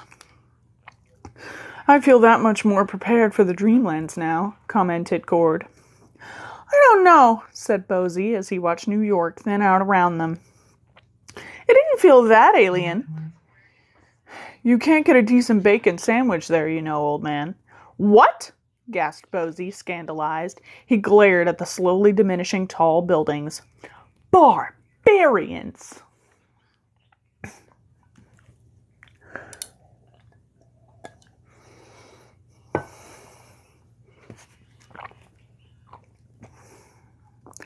Their first impression of Boston was that it had a far more European air about it, and was therefore patently more civilized and much more to everyone's taste.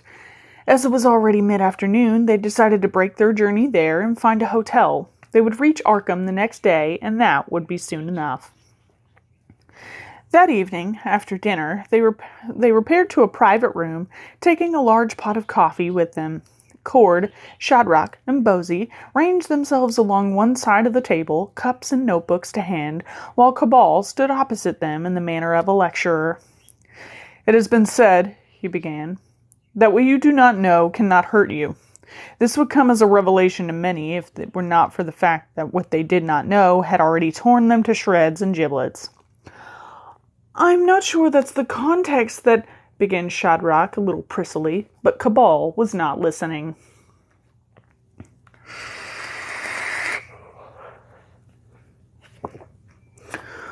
"Our motto for this expedition, then, is 'Forewarned is forearmed,'" he continued, neglecting to mention that his personal motto for this expedition was, "The devil take the hindmost." He paused, wondering where would be a good place to start, and as he did so, he saw Bosey's sheep-like expression and decided that brevity was the best policy. "The dreamlands are in an inexact quantity, a cartographer's and a demographer's nightmare, or perhaps jobs for life, because the dreamlands are constantly changing. Slowly, I grant you, but their tectonics are as a hummingbird's compared to those of the waking world. I have maps, but the reliability must be suspect to a degree. Thus, we ask, and we ask often. Which brings us to the people. As we have already discussed, there are two ways for a mortal to enter the dreamlands, corporeally or incorporeally. In the former case, their body accompanies them and all is straightforward. In the latter case, it is not clear where the matter comes from to form the dreamer's new dreamland body, or where it goes when the dreamer wakes. Many dreamers, of course, never return, either due to accidents in the mundane world while they sleep, or by dint of the injudicious use of drugs to bring them into the dreamlands in the first place. They die here, yet live there. It is impossible to be sure, but it seems likely that the indigenous populations are all, or largely, immigrants from here. No, Herr Bosey, for Bosey was looking around, startled. Not specifically from this hotel, I mean from Earth and Earth's prehistory. Wouldn't they be a bit, old by this time, Cabal? Asked Cord. Time is a more flexible asset there, Herr Cord, but I take your point. The current natives of the Dreamlands were born and bred from their ancient dreamers who either could not or would not return. Is that a fact, Mr. Cabal? Asked Shadrach, making copious notes in a flowing cursive hand. Or supposition? The latter, said Cabal, unabashed. It is difficult to explain the localized racial traits if it is true, but not impossible. Perhaps millennia ago, immigrants from ancient Greece or Lost Mu came here and settled close together. That is human nature, after all. And so those populations naturally have Grecian or Mu characteristics to this day. It is impossible to be sure. The Dreamlands are... He waved at his folder of notes, his distaste very evident. Very woolly. Cord, who felt too much orientation would dull the romance of it, was happy to change the subject. Then let us simply be on our guard and meet the Dreamlands as they meet us. We shall pick up the gist of them quickly enough, I have no doubt. Now, Cabal, the gate of the Silver Key. You have its exact location? Oh, yes. Cabal was languid as he put the loose notes carefully back into their folder. I know precisely where the keyhole is. Then? But I cannot give you a precise location. There was a silence, finally broken by Bosey whispering to Shadrach, He's doing the thing again, like he did with the cats. I thought you had cast lots, or some such. Cord resisted the urge to say nonsense, and instead said, as a method for determining the current location of the gate? I have indeed, said Cabal, and my findings have been precise and unambiguous. We shall catch the train to Arkham tomorrow morning and locate the gate by evening. Why leave it so late? Because there will be less chance of witnesses. Shadrach regarded Cabal with the uncertain air of censure one might expect from a headmaster confronted by a boy who has smashed the atoms in the school with it. You mean to say we shall have to break into somewhere? No, said Cabal. Then he thought for a moment longer and added, Yes, but no. Are you being deliberately obscure, Cabal? said Cord, his smile fading. Partially, but pace, gentlemen. The answer is obscure in itself. Explaining it will suffice it to say that you hired me for my ability to deal with certain situations with a certain professionalism. I must ask you to trust me when I say that this is one such situation. I could give you a more exact answer, but in doing so, I would endanger the success of the mission. You must trust me. And so, with ill grace, but no alternative, they did.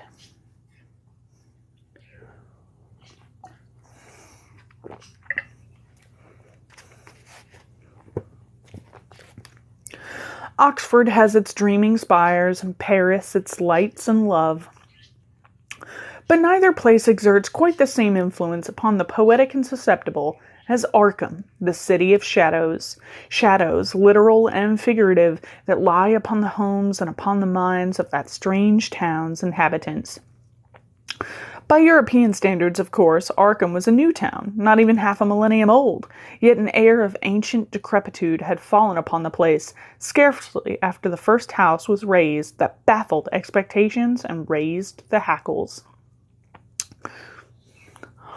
Arkham like in Lovecraft.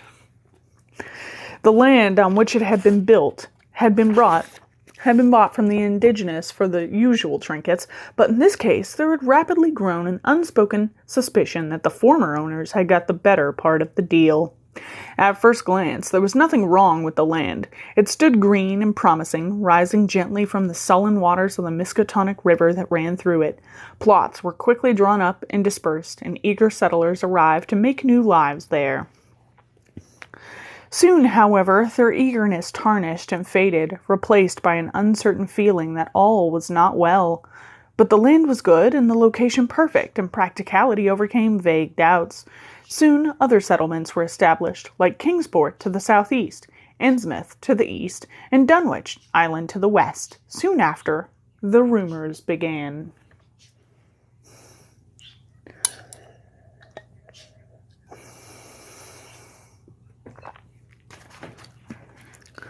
The whole region seemed indefinably tainted.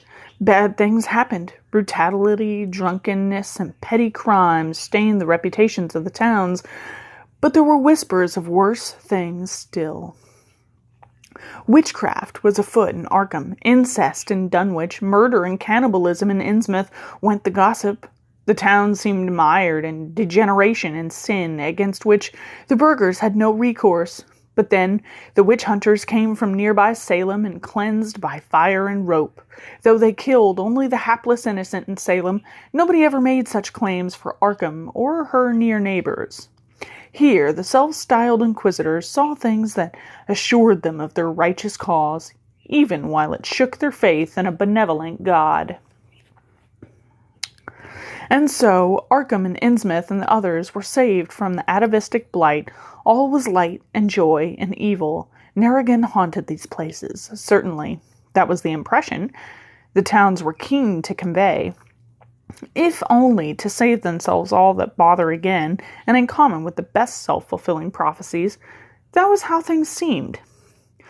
Some carried this feat with more assuredness than others. Arkham became home to the popular and renowned Miskatonic University, which in turn attracted learned and artistic communities to the town.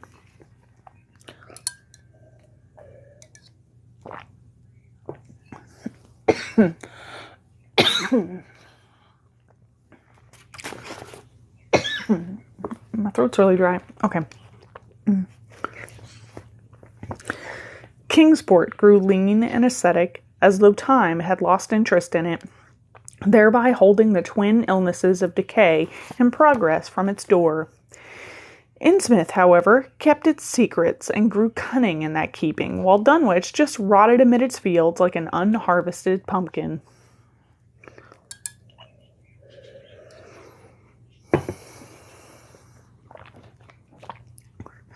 But it is Arkham that claims our interest amid its quaint old-world houses and its famous university, which, if not quite Ivy League, still brings to mind things that climb and creep. The vast majority of Arkhamites are pleased with their town in many respects. It is architecturally interesting, it is a good university, it is pleasantly placed, as if it is some small historical opprobria attached to its name, then these have mellowed through time to lend nothing more than a delicious notoriety to the town. In this last matter, the vast majority of Arkhamites are deluded. Yeah, my throat just got a little dry. It's still dry. And my couch is losing it. Okay.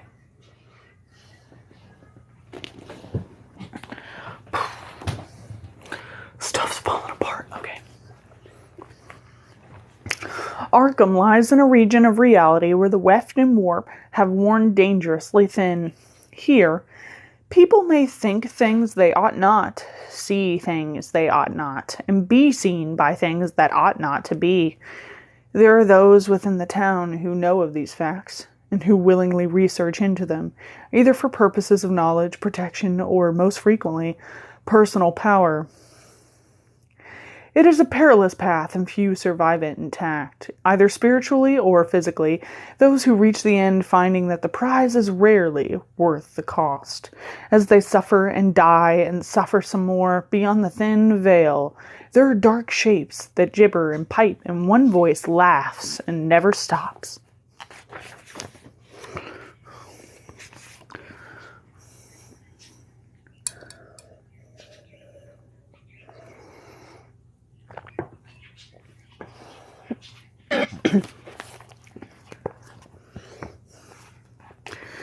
Yes, there are always more who come to try to draw the veil aside, which suits the dark shapes, for they know a secret that was ancient, long before even amoeba floated in the primordial oceans of earth, an ancient truth that sings throughout this universe and the others that crowd around it, a secret that may be expressed in words as, "There's a sucker born every minute."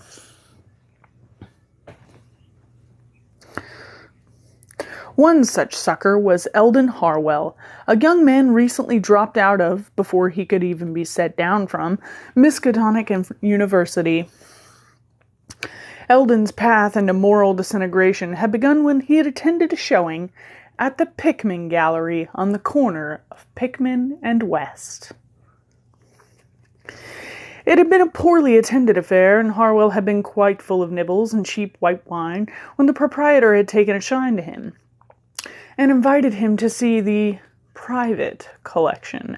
After the public showing was concluded, drunk and bored, Harwell had readily agreed, hopeful that the collection would be sufficiently debauched to please the jaded senses of a citizen of Eldensburg, Maryland, such as himself.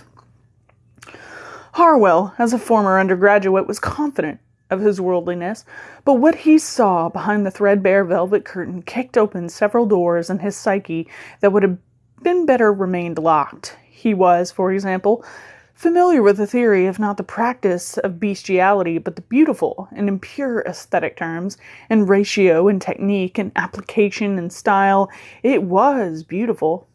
Painting of women sporting with hounds unsettled him more than he had expected. First, in the recognition that the hounds were not exactly hounds, and later, when he thought back, the realization that the women were not exactly women. He slept badly that night, and when exasperation finally drove him from his bed, he looked out from the garret room across the junction of Lake Street and Peabody Avenue. There lay Arkham Cemetery, shadowed and silvered by the light of the gibbous moon that seemed to leer down upon the silent, empty scene. But no, what was that? In the corner of the burial ground, through the ivy-twined railings, he caught a glimpse of movement between the gravestones. It paused, as if aware of him, then stepped out into the cold moonlight, and he saw that it was a dog. Only a dog. And then it looked up at him, and rose onto its hind legs, and walked like a man.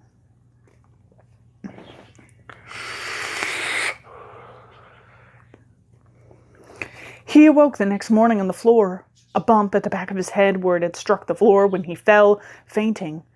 This was a small blessing, as it allowed him to reorder the disordered events of the night in a form that caused him less distress. He had risen and tripped in the darkness, banging his head in the fall. This had caused a horrible nightmare triggered by the paintings he had seen. There had been no dog in the graveyard. There had been no dog. He was lying to himself, and in his heart, he knew it. What he did not know was he could never be the same man again. The doors had been opened, and they allowed transit in both directions. He began to have ideas, interesting ideas, in the same way that the ideas of the Marquis de Sade or Samuel Taylor Coleridge were interesting, perverse, out of the usual run of things ideas that buffeted around his head like especially muscular butterflies seeking expression. This was of the greatest torment to Harwell, for though he was as debauched and worldly as a man of his age and means could reasonably expect, though he was now illuminated by the truth of everything, and was mere baby steps from comprehension, he was entirely talentless.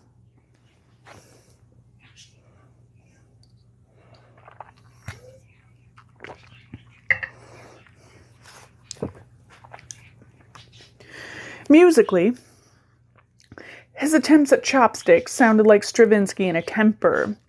His heart was inferior to a manatee's attempts at finger painting, and what his prose lacked in style, it also lacked in adverbs. The overall effect was that Eldon Harwell was a blocked spigot, a kettle filled with meaning and a cork down his spout.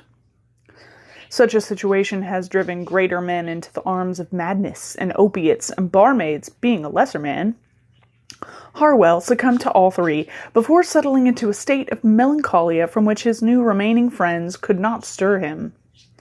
In that dismal garret he sat with his head in his hands, unable to articulate the vistas that moiled and slithered across his mind. At hand were a pen, ink, and a half-ream of cheap paper, for Harwell could at least spell, and therefore clutched miserably at writing as an outlet.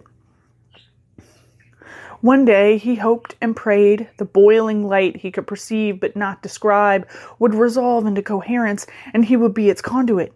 A great poem would pour through him and leave him empty and peaceful.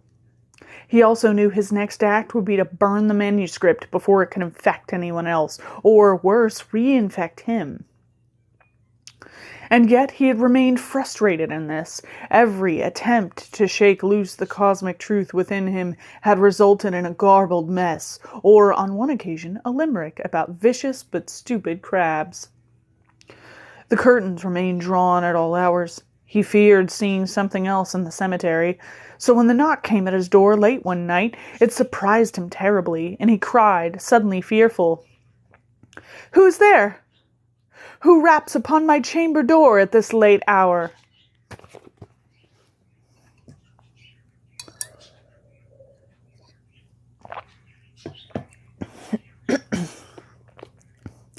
Beyond the portal, there came the muffled sound of a whispered conversation. Finally, a sepulchral voice intoned, There was another pause, amid fierce muttering. "Which is to say, we—" Then Harwell heard a new voice murmur something that sounded exasperated and possibly defamatory in German before saying, "Oh, just open the door, Herr Harwell. We have business to discuss with you." Reassured by the matter-of-fact tone, Harwell unlocked his door and slowly opened it to reveal four men whose identities must surely be apparent to all but the most inattentive reader. Johannes Cabal was the first in, impatient energy written into his every movement. He looked critically, but silently, around the room as Shadrach, Cord, and Bosey filed in behind him and stood uncomfortably with their hats in their hands as Cabal wandered about the place with long strides. At the window, he twitched the curtain back a crack and looked out over the crossroad for perhaps half a minute before allowing the curtain to fall back into place. He stood in silent thought for a moment before saying, "We do not have a great deal of time, gentlemen. We are not the only party with an interest in Herr Harwell. We arrived barely in time." An interest?" stammered Harwell. "Who has an interest in me? Who are you?" "Elucidation would be redundant," said Cabal. He snapped his fingers peremptorily at Shadrach. "The key, sir, quickly now." The key? It took a moment for Shadrach to take Cabal's meaning. The silver key? Of course the silver key, said Cabal, his patience burning away as quickly as a powder trail. You do have it, do you not? If we have come all this way, and it is sitting on the dressing table at home.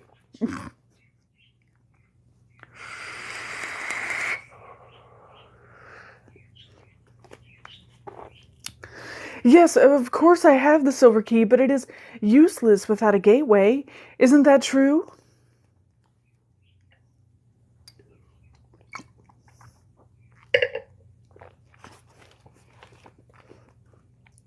Harwell glanced around the group, now at least partially convinced that he was hallucinating this indecipherable gang of men cluttering up his room. He hadn't realized it was possible to suffer absinthe flashbacks, but it seemed the most likely explanation.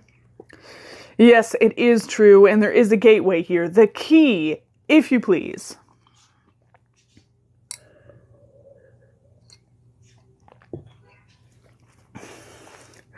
A gateway? Said Harwell. In my room? Yes, indeed, said Bosie, as genial as Pickwick. Your garret is home to a gateway to another world. Isn't that wonderful? The land of dreams, no less. Shadrach shushed him to no obvious effect. Harwell's expression showed dawning comprehension. The land of dreams! The land of... Of course! It explains so much. My dreams, my visions. I understand now. He looked frantically around, turning on the spot. Where is it? Where is this gateway? I must be near. I can feel it. Cabal, meanwhile, had accepted the key from a reluctant Shadrach and was in the process of sliding it from the long chamois envelope in which it was kept. He let it lie in his hand for a long moment, feeling its weight wax and wane, and watching the bitings ebb and flow like crystal melting and reforming. It was silver, certainly, but only in color. What it was made of was an entirely different question. He tucked the envelope into his coat pocket while taking a firm grip of the key. Yes, Herr Harwell, the gate of the silver key is very close indeed. Harwell turned to him, his next question already forming on his lips, but he never had the chance to voice it, for Cabal raised the silver key to head height and without hesitation drove it between Eldon Harwell's eyes. There was no crunching of bone, no spraying blood or cerebral fluid as the key slid through skin, subcutaneous fat, flesh, skull, and brain. There was no sound at all, but for the collective, horrified gasp of shock from the onlookers. It is not true to say that the key's passage between Harwell's frontal lobes left no mark. The flesh and bone crumpled and melted into thin, white smoke, and what was left was nothing more or less than a neatly defined keyhole. None of them thought this strange at the time, but only afterwards, in reflection at that moment, it seemed that the keyhole had always been there, obvious and apparent to them, as soon as they had seen Harwell, yet somehow they had forgotten about it. It was a curious, half-formed memory, their first experience of the nature of the dreamlands while waking, as its influence escaped through the opening gate into the mortal world like jasmine-scented air escaping a garden. Only Cabal and Harwell made no sound, until Cabal turned the silver key in its lock, and Harwell made a soft sigh as of realization, or perhaps recognition. Certainly his eyes widened as though he could see things that had lain hidden from him his whole life. "It's beautiful," he whispered, and a solitary tear rolled down his cheek as the confused miasma of half-glimpsed possibilities that had haunted him since that night at the Pickman Gallery finally grew sharper in focus. "It's all so..." Then his face grew tense, the skin pulled back against the bone. "There's something else. Something else."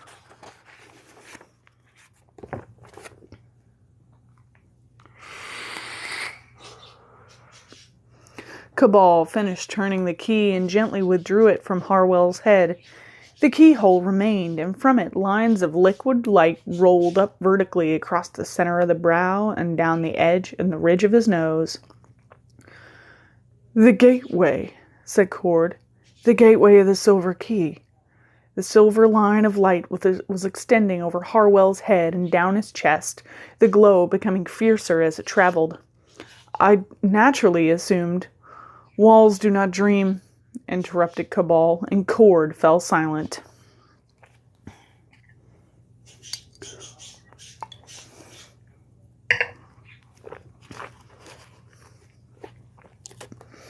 The line had almost bisected Harwell, and with every inch of line traveled, his expression of disbelief warped slowly into horror. No! No! I can see it! I can see it! I cannot! Must not! God help me! What can you see? Demanded Cabal, standing close to Harwell. He noted that the stricken man's eyes seemed to be growing further apart. The gateway was opening. I see it all! Harwell's eyes were focused on something far beyond Cabal, beyond the grubby little room, beyond this world and the realms of space that it sits within. Ah, mercy! Is there no mercy?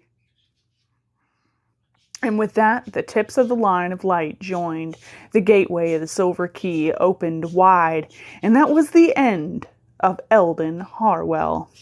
He became something, but what it was, living or dead, was without definition. He shattered into crumbs that sublimed into gas, that smeared into liquid, that sublimed into something else again, until all that was left was the gateway, burning in the air with the light of a bright afternoon into a dirty garret at midnight.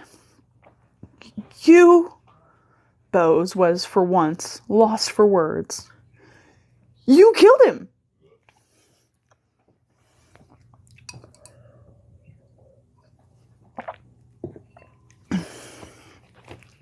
Cabal shrugged, as if Bosie had accused him of using the wrong spoon at dinner.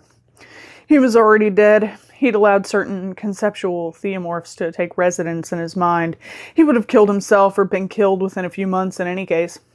At least this way he served a purpose. He noticed some pieces of paper lying on Harwell's writing table and studied them for a moment. He was a poet. No loss, then. You are a cold man, Mr. Cabal, said Cord, not entirely disapprovingly. Cabal did not answer. He was looking at the portal, stepping around it to gauge its width. This will not be a quick passage. I estimate it will take approximately a minute for each of us to complete the transition from here to there. We must start immediately.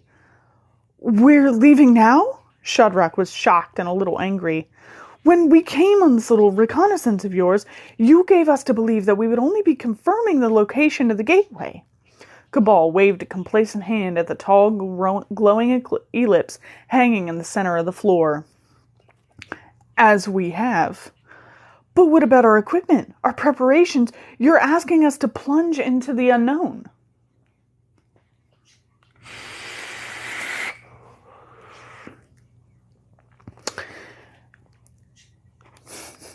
This entire expedition is a plunge into the unknown, Shadrach. Your equipment is useless. Your preparations are moot. The Dreamlands shall provide. The one thing they cannot give us is time. He walked to the window and gestured for the others to join him. He drew the curtain back far enough for them to look out into the street. From the graveyard, dogs that were not dogs were streaming, running straight for the building in which they stood. They made a sound as they went, a strange, gruff mewling, unlike anything any of the men had ever heard before. It took little imagination to discern shifts in intonation that sounded worryingly like language.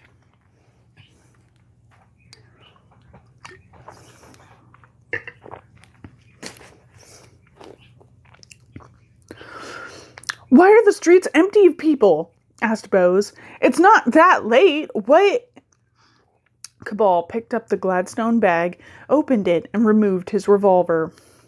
Because we're in the borderlands of dream and nightmare, and in nightmares there's never anyone there to help. Is anyone else carrying a gun?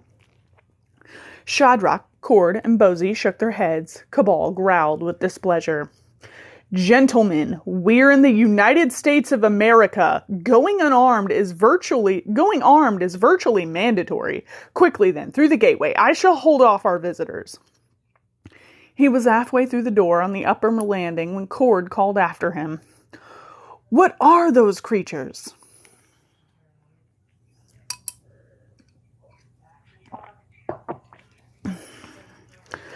Ghouls, said Cabal, and then he was gone. Cabal looked down the stairwell and weighed up the options for defense. It was not the first time he had fought in very similar circumstances, and the knowledge that he had survived that time lent his actions confidence. He opened the revolver's cylinder and checked the load before reclosing it with a purposeful click. The sound of scrabbling at the door grew as the ghouls wrestled with distant memories of when they were human and knew how door handles worked.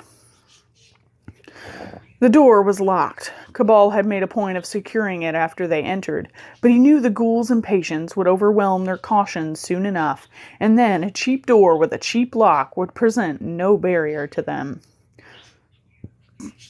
Nor did it. The scrabbling at the wood became faster and more violent, and then, suddenly, the door was smashed open to the clatter of the striker plate on the tiled hallway.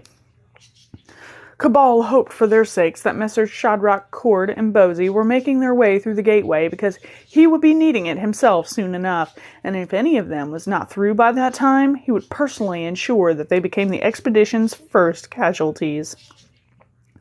The gateway of the Silver Key was no longer just the immediate goal of their plans. It was now their only route to safety. Cabal drew back the revolver's hammer and aimed down the stairwell.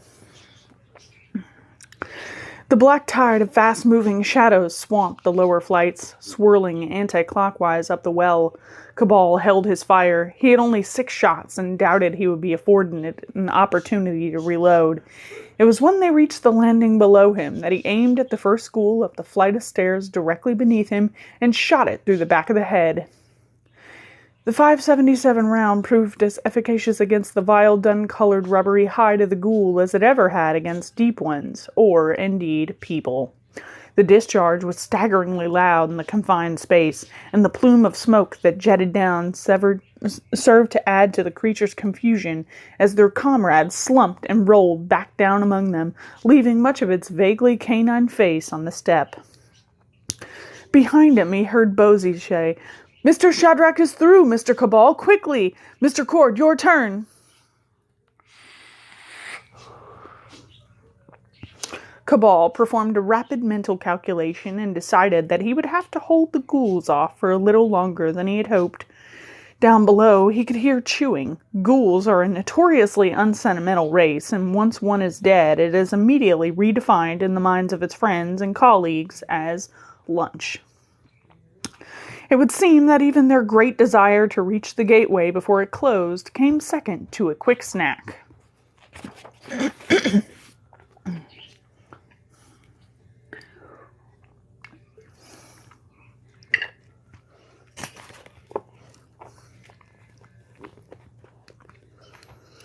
Cabal drew back the hammer again, the loud click as the lock engaged, serving to reconcentrate the minds of the ghouls marvelously.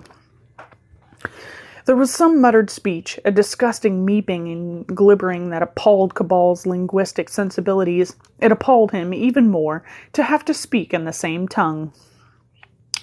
"You down there," he garbled, aware that his accent was poor. Silence suddenly fell. "I have no argument with your people. Go back, and no more need die." "You have the gateway," barked a voice, presumably that of the pack leader.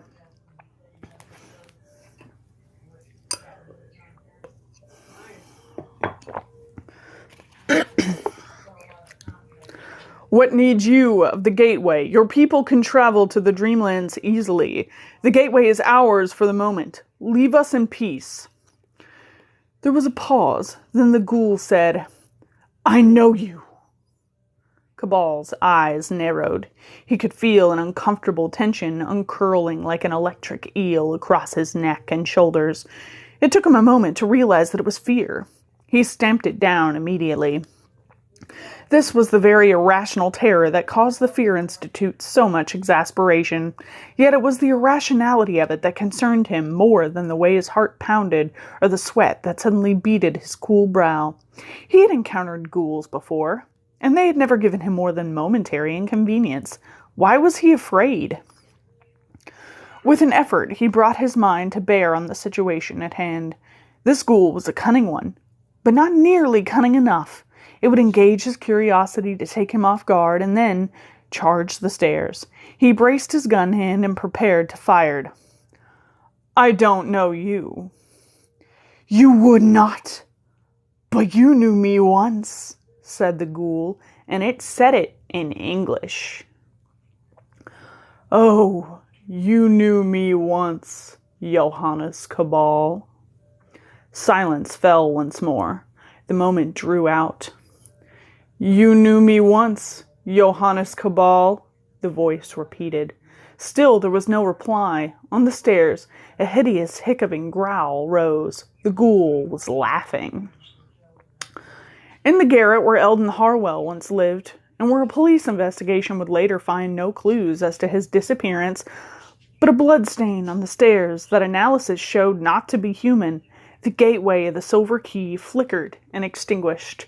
Of Harwell and his 4 mysterious visitors, there was no trace.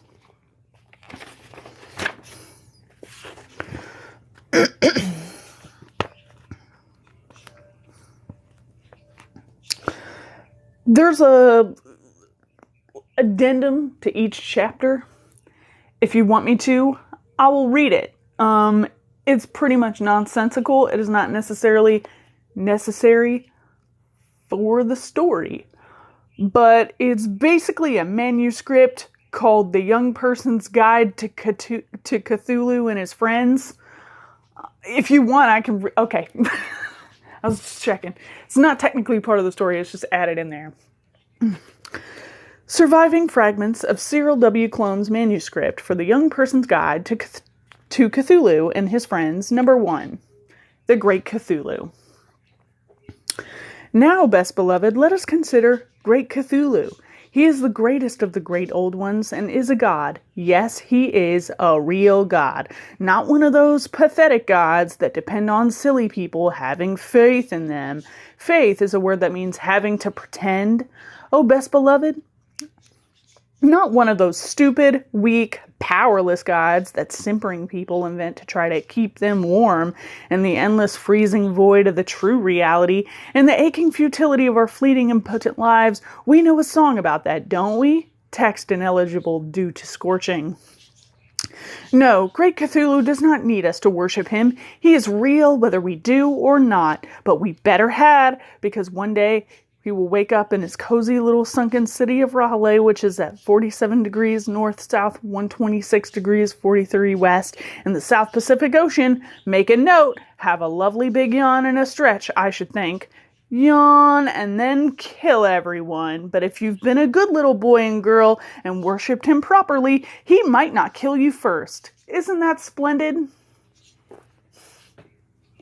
And then that's it.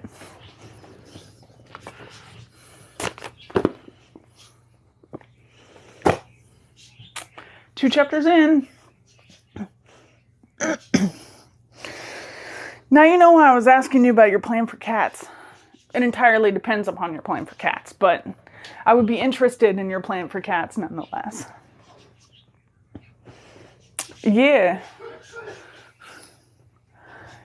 Yeah, so we got a couple Poe references, we got a couple Lovecraft references. That one is actually my favorite Lovecraft story. Pickman's Model is one of my favorite Lovecraft stories.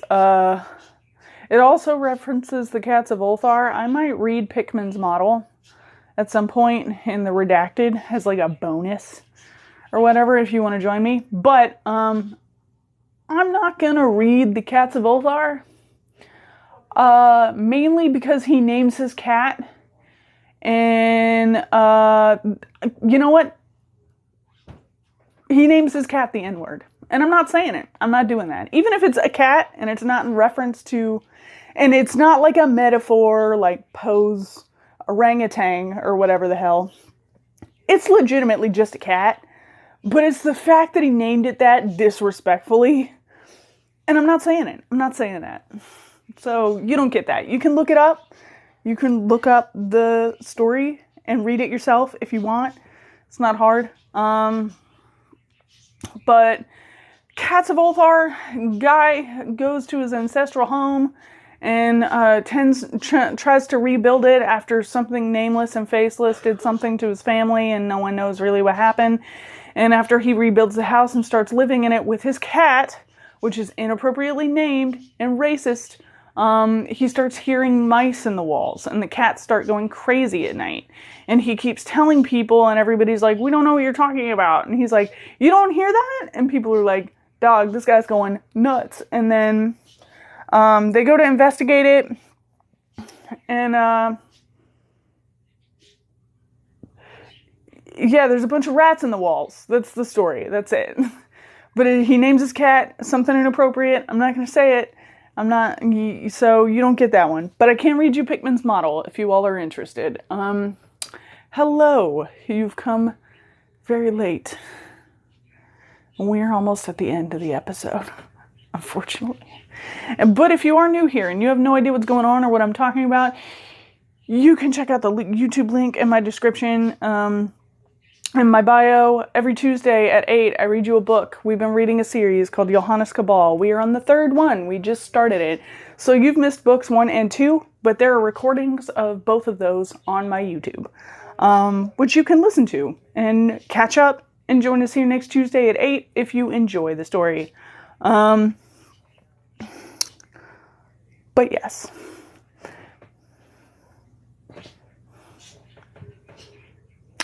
Good idea. Maybe I'll do that. But I don't know, because I don't want to, there's nothing inherently racist about the story, except for the fact that he names his cat that. It's inappropriate, and we're not co-signing on that. But I might read it. I'd have to reread it, because I haven't reread it in a long time. So I potentially can rename the cat, because I think that's the only context in which it's used. But, if it was used in a way that was, still kind of disrespectful, like Poe's orangutan story, the murder on the Rue Morgue, I probably would never read that. Just because the content is also, in a weird metaphorical way, still inherently racist. I don't think the Cats of Ulthar are, though. So we'll look into it. In the meantime, I can also read you Pickman's model on VC if you want. But yeah, disrespectful. Let's not forget that although we enjoy his universe and his work, he's a racist and he doesn't get a pass. Nobody gets a pass. Do we still love Harry Potter? Yeah. Is J.K. Rowling trash? Yeah. Do we love Cthulhu? Obviously. We better, because he's gonna wake up angry if we don't. Do we like Lovecraft? No. He's an asshole. Forget about him. Just do whatever. You get the picture. You get what I'm throwing down. And if you disagree with that, I'm sorry. Were you not here for literary hot takes? I don't know why you're here on Storytime Tuesdays with Toshi. Heated. I'm not co-signing it. Anyway. Yeah, Death of the Author. Who wrote that? I don't know. It's great, though.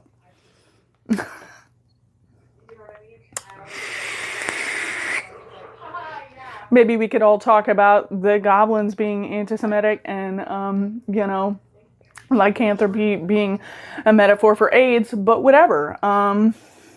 We can still have those discussions. We can introduce logic and reason to interpretive art while still appreciating the content and the fact that it's a good story.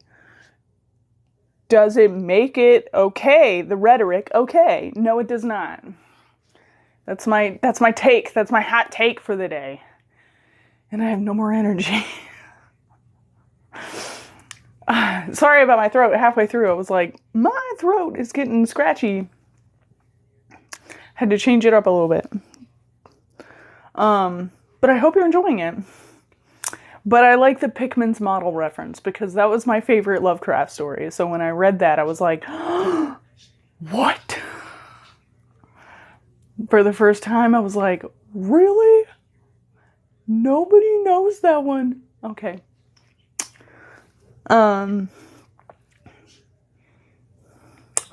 But if anyone's interested, I'd be happy to read Pickman's Model. I'll sketch out Cats of Ulthar and see if it's alright to read. I have to reread it first so I know what context it is. I know Pickman's Model is grotesque, but it's not racist grotesque. It's just regular grotesque. Dogs doing weird shit. It's okay, in other words. Basically, it's just horror. There's no, like, overtones in it. But that I know of. Well, we all have blind spots. Anyway, but I'll have to vet Cats of Ulthar before I decide to read it on VC or anywhere, because I'm not going to co-sign on something that's terrible. But if it's not inherently, like, a racist story, I'll read it. But I'll vet it first and I'll get back to you, and then maybe we can read the Cats of Ulthar as, like, a bonus content episode.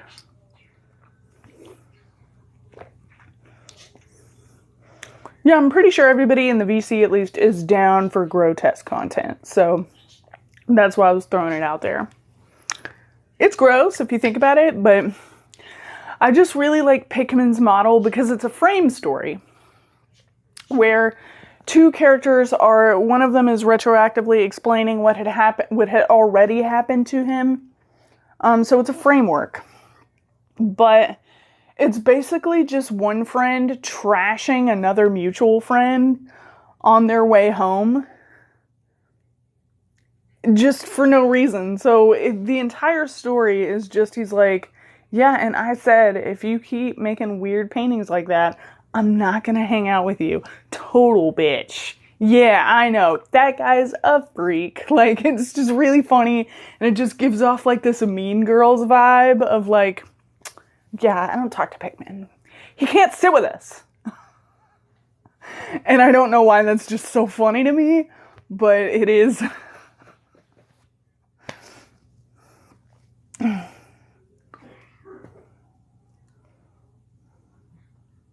Whoa.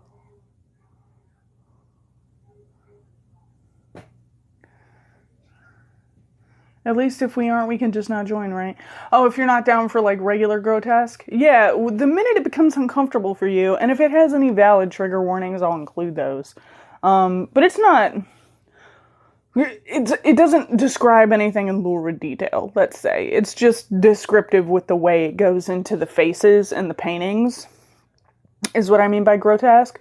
But it's old school horror. Lovecraft's old. It's 1920s, guys. He wasn't given anything in, like, graphic detail. So it's not...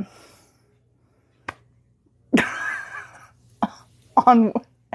We wear our Pickman skin. Alright.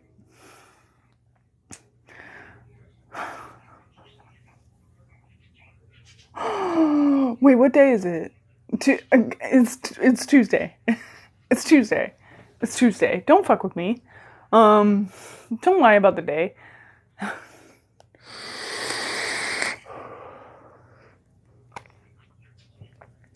But yeah, I'd be happy to do that if you want me to. I love Pickman's Model. It's one of my favorite stories, and I'd be happy to read it to anybody who hasn't read it or doesn't read a whole lot. Especially, like, old literature, it can get kind of tedious to read. Oh, I'd also be down for weddings, not gonna lie. That sounds like a rockin' wedding. I'm gonna wear my Pickman skin to Sarah's friend's wedding. No,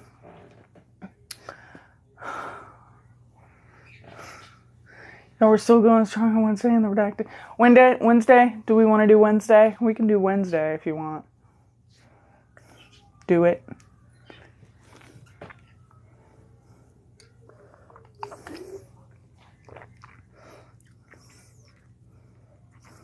You've never read Lovecraft. Well, this will be an adventure for you.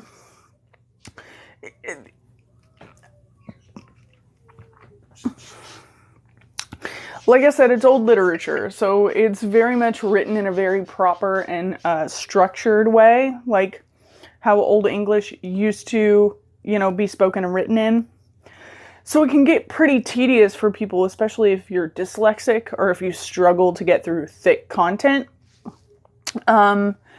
At least sitting down or reading. So it might be easier to listen to for a lot of people for me to read you older literature. If you wanted me to read more Lovecraft, you can always let me know. I have read a bunch of Lovecraft, and if you have any suggestions, or if you've heard of something that you've never quite had the gumption to tackle, I can always read it for you if I determine that it's not racist. We're not reading anything racist, and nothing racist. Why is old literature always so racist? It's terrible. I love the content, and then it gets to, like, the one, like, qualifier of the racial overtones of things and, like, the way they're treated and, like, the diction of them speaking, and the story really gets me. And I'm like, oh, okay, great, awesome. And it's one thing if it's doing it ironically, like Jonathan Howard low-key did that in the first book, where it was like Bones' dialogue is written in a very explicit way, but he's a skeleton. It's not really living anymore, but it's done in an almost ironic fashion, and instead of being, like, respectful of the white man, he's just like, oh yeah, sure boss, anything else you want me to get while I'm there? Like, being very sarcastic and very disrespectful, which is done in a very ironic fashion, and I appreciate, and I feel like it's him kind of making a jab at Lovecraft's kind of actually being racist, whereas in older literature, you know it's not ironic. It was done that way because that is how white people actually viewed people of color in the 1920s. And that's disrespectful, and racist. So, I like Bones too, and that's why I like his character model, is because instead of being very, like, he's written to be very disrespectful. And in fact, at the end of the book, when he goes completely off the rails, he's just completely like, fuck you, this is my carnival now, bitch. I don't listen to you. Like, he knows no master, not really. Except for, you know, the one downstairs. Which, so did everybody in that carnival. And Layla, and, even Dennis and Denzel are just, like, completely off the rails at that point. Like, but he's written to be a very disrespectful character, I feel like, on purpose. Where, kind of as, like, you know, oh, look at your stereotypical Lovecraft or Poe story where the people of color were the help, or they were something completely almost alien. Like, there's been the hot button topic for years of the murder in the Rue Morgue as the orangutan in the story not being an orangutan, and whether the murder on the Rue Morgue was a metaphor for if the orangutan was actually a person of color, which is terrible. But, I mean, Poe was racist. Poe was racist. And there's been some deliberation where people were like, no, they actually meant like the orangutan. And other people were like, no, that's a thinly veiled metaphor for a person of color and it's offensive. And, like, people have been arguing about that for years. But you would either see literature like dictating them as something completely foreign and alien or other, or the help, the subservient help, which is offensive in all respects. So I liked how they depicted Bones as the help, but he was the disrespectful help. Like, he was very much like, I don't have to do what you tell me, you know? And Cabal never, for his credit, he isn't racist. He hates everyone equally, which is also kind of why I like Cabal in some respects. So he just hates everybody equally. Doesn't matter what color you are. He doesn't want you in his house. Get off his lawn. Like, who just never really pushed him on it. He knew Bones was being disrespectful. He knew Bones was being sarcastic. He just never fed into it, and because he didn't care enough. he never expected subservience from Bones in that respect. He never expected respect from Bones. He never expected that. He knew who he was working for and what his nature was, and he knew, like, he wasn't ever going to be like, yes, sir, like, unironically. It was never going to happen. And he knew that and completely expected it, and I think it's very clever the way it's written.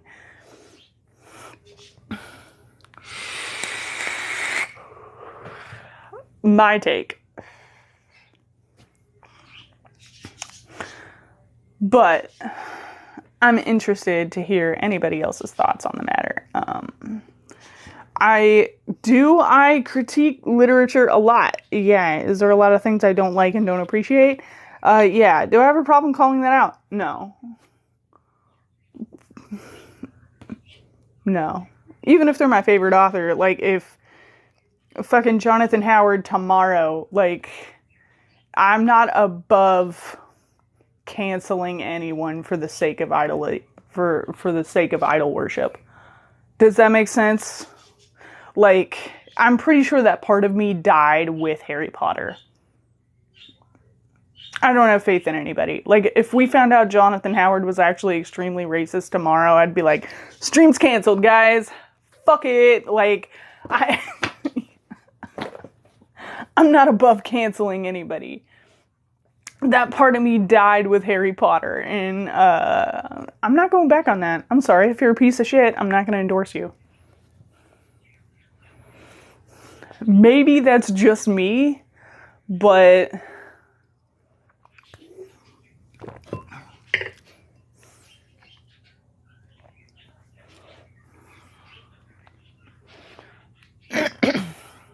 stream's going to get me canceled, isn't it? I don't endorse horrible people. No. And, like, if you're a person of color and you are in this chat and you have something to say, some hot takes about literature and racial overtones in literature, it is not your responsibility to educate me, but I would appreciate if you would let me know if anything I have ever said or have said in this stream in particular is offensive to you and why. And I will gladly amend my behavior because I'm not above learning.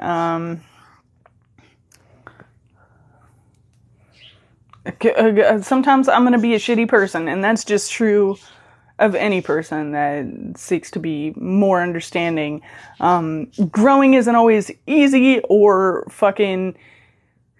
It's not supposed to be. It's not supposed to be easy and comfortable. So if something I said made you uncomfortable, and I deserve to feel uncomfortable to be uncomfortable hearing about it. So make me uncomfortable. If anything I've said is inappropriate, let me know. Because I'd rather not be a shitty person and feel uncomfortable for a little bit than continue making life and existence more uncomfortable for any person of color. So that's my disclosure. Dinky's gonna come in here. I'm gonna be like, are we canceling authors?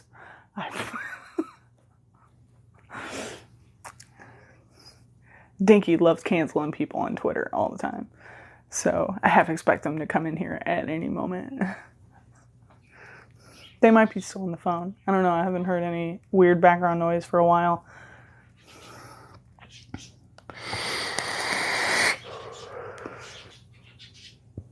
But that's my take.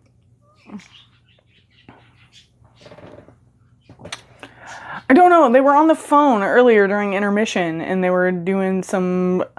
Okay, so what did I walk in on?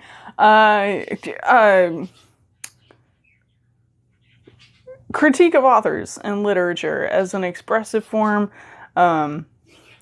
mainly in regards to racial overtones, which we just concluded a whole disclosure on that. I'm not repeating it. I can't. It's gonna kill me a little bit. But yeah. I was talking about what stories I will and will not read because of their content racially, because I'm not going to endorse racist rhetoric.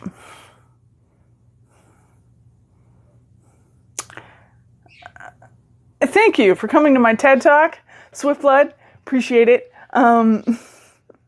It does sound like it. Why do I phrase everything as though I'm going to write a paper on it later? Unsure. Something to quantify at a later date. Oh, for sure. Sexism. Sometimes I can't even read it through the first time. I got a really good book and I want to read it. Because it is a series and it's gonna have another one coming out, I think next year. And the content is so good. It's exactly what I'm looking for. It's adventure sci-fi. So we are colonizing another planet. There's like great descriptions of other wildlife and terrain, and it's a very dangerous planet, and the colonists have had no contact with the home planet for years, so they send out an expedition to check on the colonists, and they discover that it's been absolute mayhem. There was a coup, the original leader was completely overthrown and ended up being killed by a Quetzal. Anyway, it's a whole big thing, and it was a great story. Filled with a lot of politics and adventure sci-fi. Really sexist. Really sexist. And everything from its descriptions of the women involved. Which it had like that pseudo-sexism where it's like trying to purport as a feminist agenda. Like they had very much like strong female lead vibes. But only if the female lead has a great ass. Like kind of vibes. And I was like, this is such a bummer. This is such a good story and I want to like it. But when you're writing the main description of all the women is like very, very luridly describing their appearance, but you don't do that for any of the male characters. It's like, he was tall. I'm like, all right, why did you have to write a whole paragraph on the shape and color of her lips, but we get like he's tall. Like, you know what I mean? And it's just very focused on the women in the story, but not in the way you would hope for. Very much in the physicality of like, she's a commandeered space captain who killed but she's a G-cup. Like, it just goes completely off the rails when you don't need it to. You're just like, okay, rein it in. I wanted to hear about that's not what I wanted to hear about. I really wanted to hear more about the coup, but okay, great. And it's just so distracting. And it left off at such a cliffhanger. And I want to read the second one. But the first one was just the way it was written was just, I almost can't get past it enough to read the next one. Because I hated the way the first one went. And I know it's not going to get any better, you know?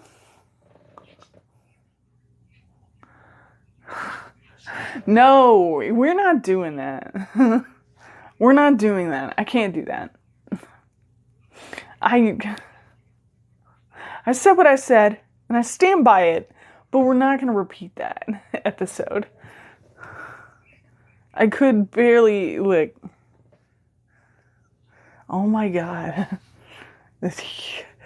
I felt so bad about that. I was like, I just info dumped on a bunch of people about racism in the death industry, and no one needed to hear that.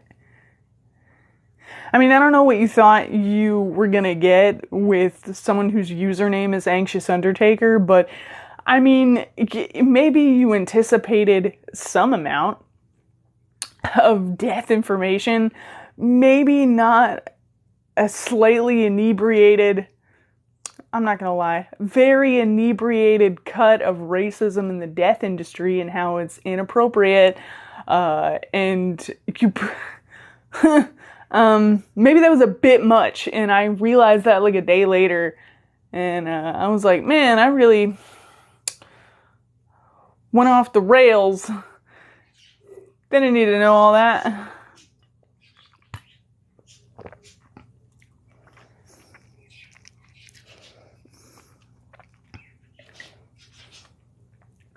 I'm very structured with the way I present information on TikTok, or at least try to be, unless someone accidentally leaks information about myself that I did not want divulged. But pretty much my TikTok is structured as a facade with another facade's hat on. Like, I'm very controlled with the content that I put on here. It's part of me, but it's not all of me. But VC just has that extra layer of anonymity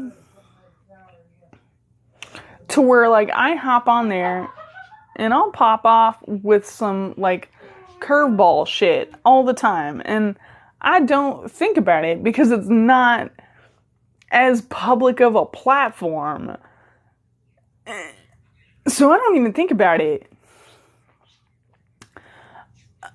until later. And then I'm like, well, it was not great what I did there. Do I stand by everything I said? Everything I said was unequivocally correct. I will be taking no notes. If you were there, you know. If you weren't there, consider yourself lucky.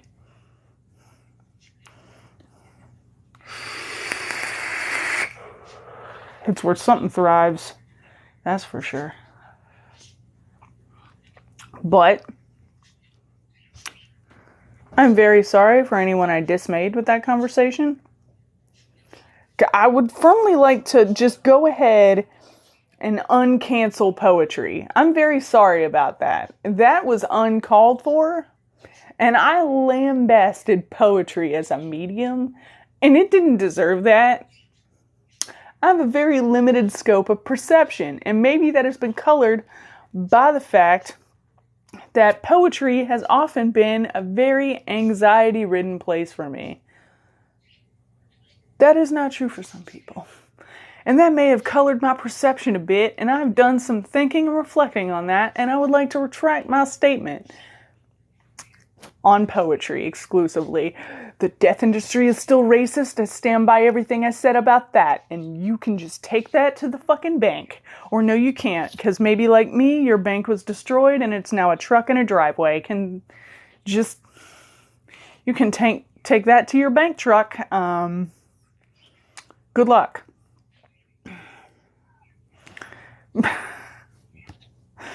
PC is where something happens.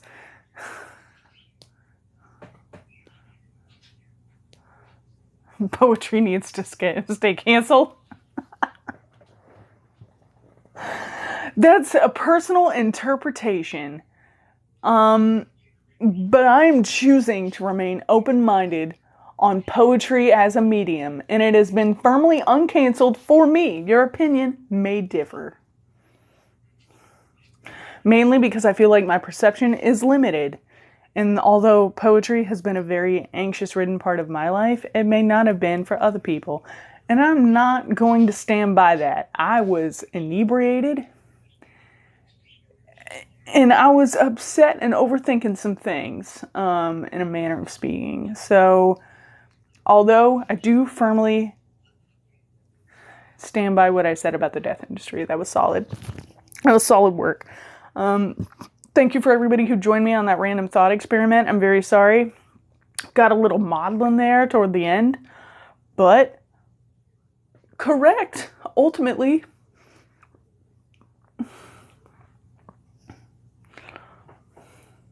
Is it still a truck? Yeah, the bank is still a truck. The bank is just a truck now. It was. I had like 3 of those, and they were all like 9.7% alcohol, and I was like, I'm gonna have another one. And I was like, do not do that. And then I thought about it and firmly decided to go against my better judgment and drink it anyway. And that was wrong of me. I should have called it quits. The truck works about, I'm going to be conservative about this and say about 70% of the time the truck works. The other 30% of the time it acts like, well, like a truck comporting itself to be a bank. It's not actually real. It doesn't do anything lucrative.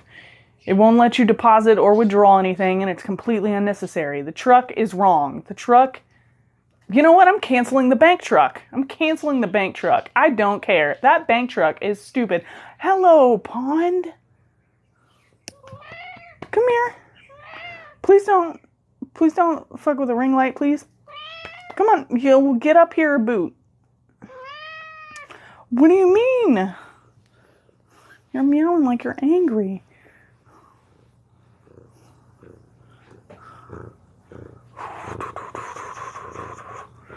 My cat showed up. Oh. Where are you going? Where are you going? I don't know where Pond's going, but Pond's on her own mission. That is a smoothie. That's a smoothie. Don't get away from that.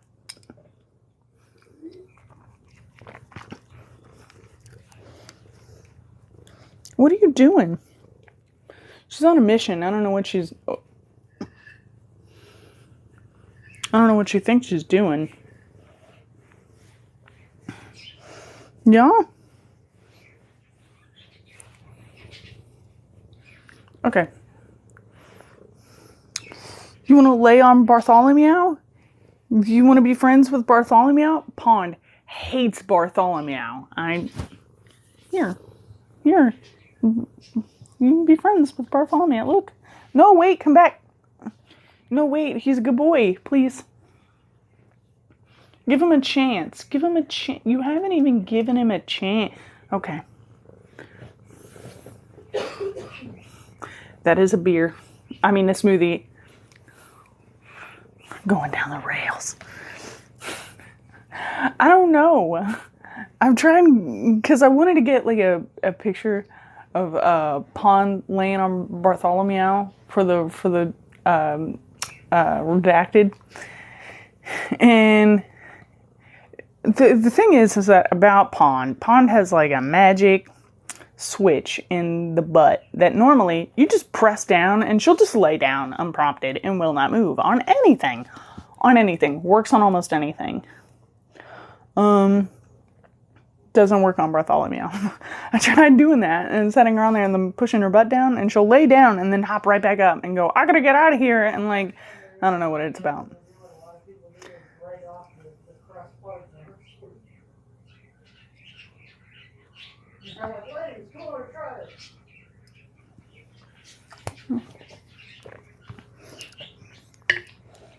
Pond. I really wish you wouldn't hang out on my laptop. I really wish. That's a firm desire of mine. I know you're probably going to ignore it. Yeah. You can lay down next to Bartholomew. You can be the best friends if you really wanted to. I feel like you guys will get along. Okay. No? Okay. Yeah, that was Sarah in the next room. I'm not sure what that was about either. I was also trying to figure it out. I have no context. Not a crumb of context. So I'd love to explain it to you, but I cannot. But yeah, once again, really sorry for my weird TED Talk the other night that I should not have done with that much alcohol in my system. Ow! Oh. Then I was afraid she would tear him to pieces, and I don't want that. Because our kitties aren't declawed, and they have all their claws. I mean, we cut them down, but Pond's got a really wonky one. She'll tear through anything. I don't want her to tear him. Isn't that right? We can't tear Bartholomew, right? We're going to be best friends, though. I'm going to put him right here so you can... How is it that you hate him? He smells like me. You love me. Yeah? I don't understand. What's the deal with that?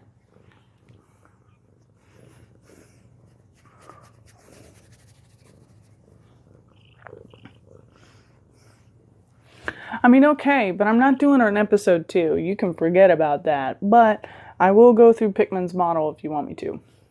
That can happen at some point. I'll look into Cats of Ulthar, and we can go through that if you would like. After I clear it. And if anybody else has any other votes of extra Lovecraft stories that they'd want to hear, or that they like and would like to hear me read, I can do that too. All just depends. But I hope you guys are liking the Dreamlands. Keep in mind, next week there will not be an intermission at all, because the chapters split weird. Like mid-sentence weird. I can dictate it to you when it splits and like take a minor pause, but I don't want it to be super lengthy. But we can take a pause because I know it's kind of a long stream, and if anybody needs to go to the bathroom or get a smoothie, they should be free to do so. So I'm not above pausing for a hot minute for you all to do that. But that next week's going to be weird. So I would just keep that in mind. Any other business to discuss? Any grievances you have? Does anybody want to cancel me before I get off? Anybody? I'm going to give you all 3 minutes.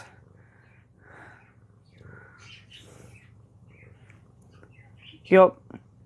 Starting early today. I didn't even wait until I got through with my coffee. I just brought it on stream immediately.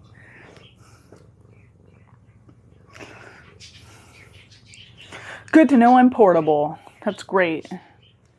I know some people are tethered when they're watching the stream because it's kind of long and you need to keep your battery charged.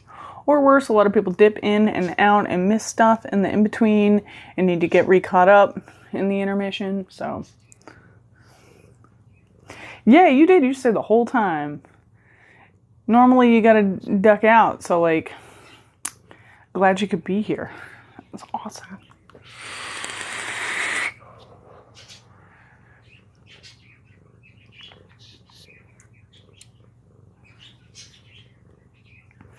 Oh, yeah, there might not be another Fantastic Beasts movie.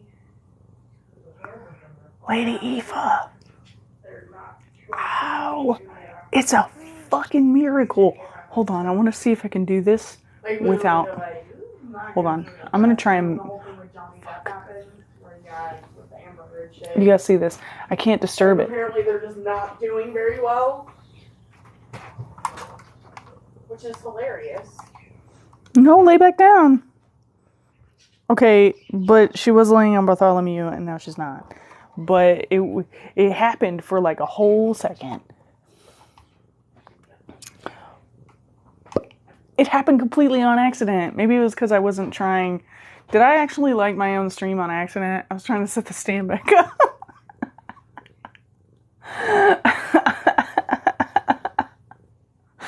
That's funny. Oh, it happened completely on accident. I gotta get off here so I can take a picture. Yeah, she does. She has big eyes. I have to, you don't understand. I have to immortalize this, so I'm gonna go ahead and cut this off and get a picture of my cat laying on another stuffed cat. Now that I say it out loud.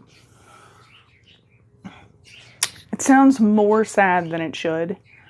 I gotta go. I gotta take a picture of my cat. Yeah, I'm gonna go. I'll see you all next week. Yeah, Tuesday, 8, chapters 3 and 4 should be lit. I will see you guys later. Alright, Pond. Stay right there. Don't move.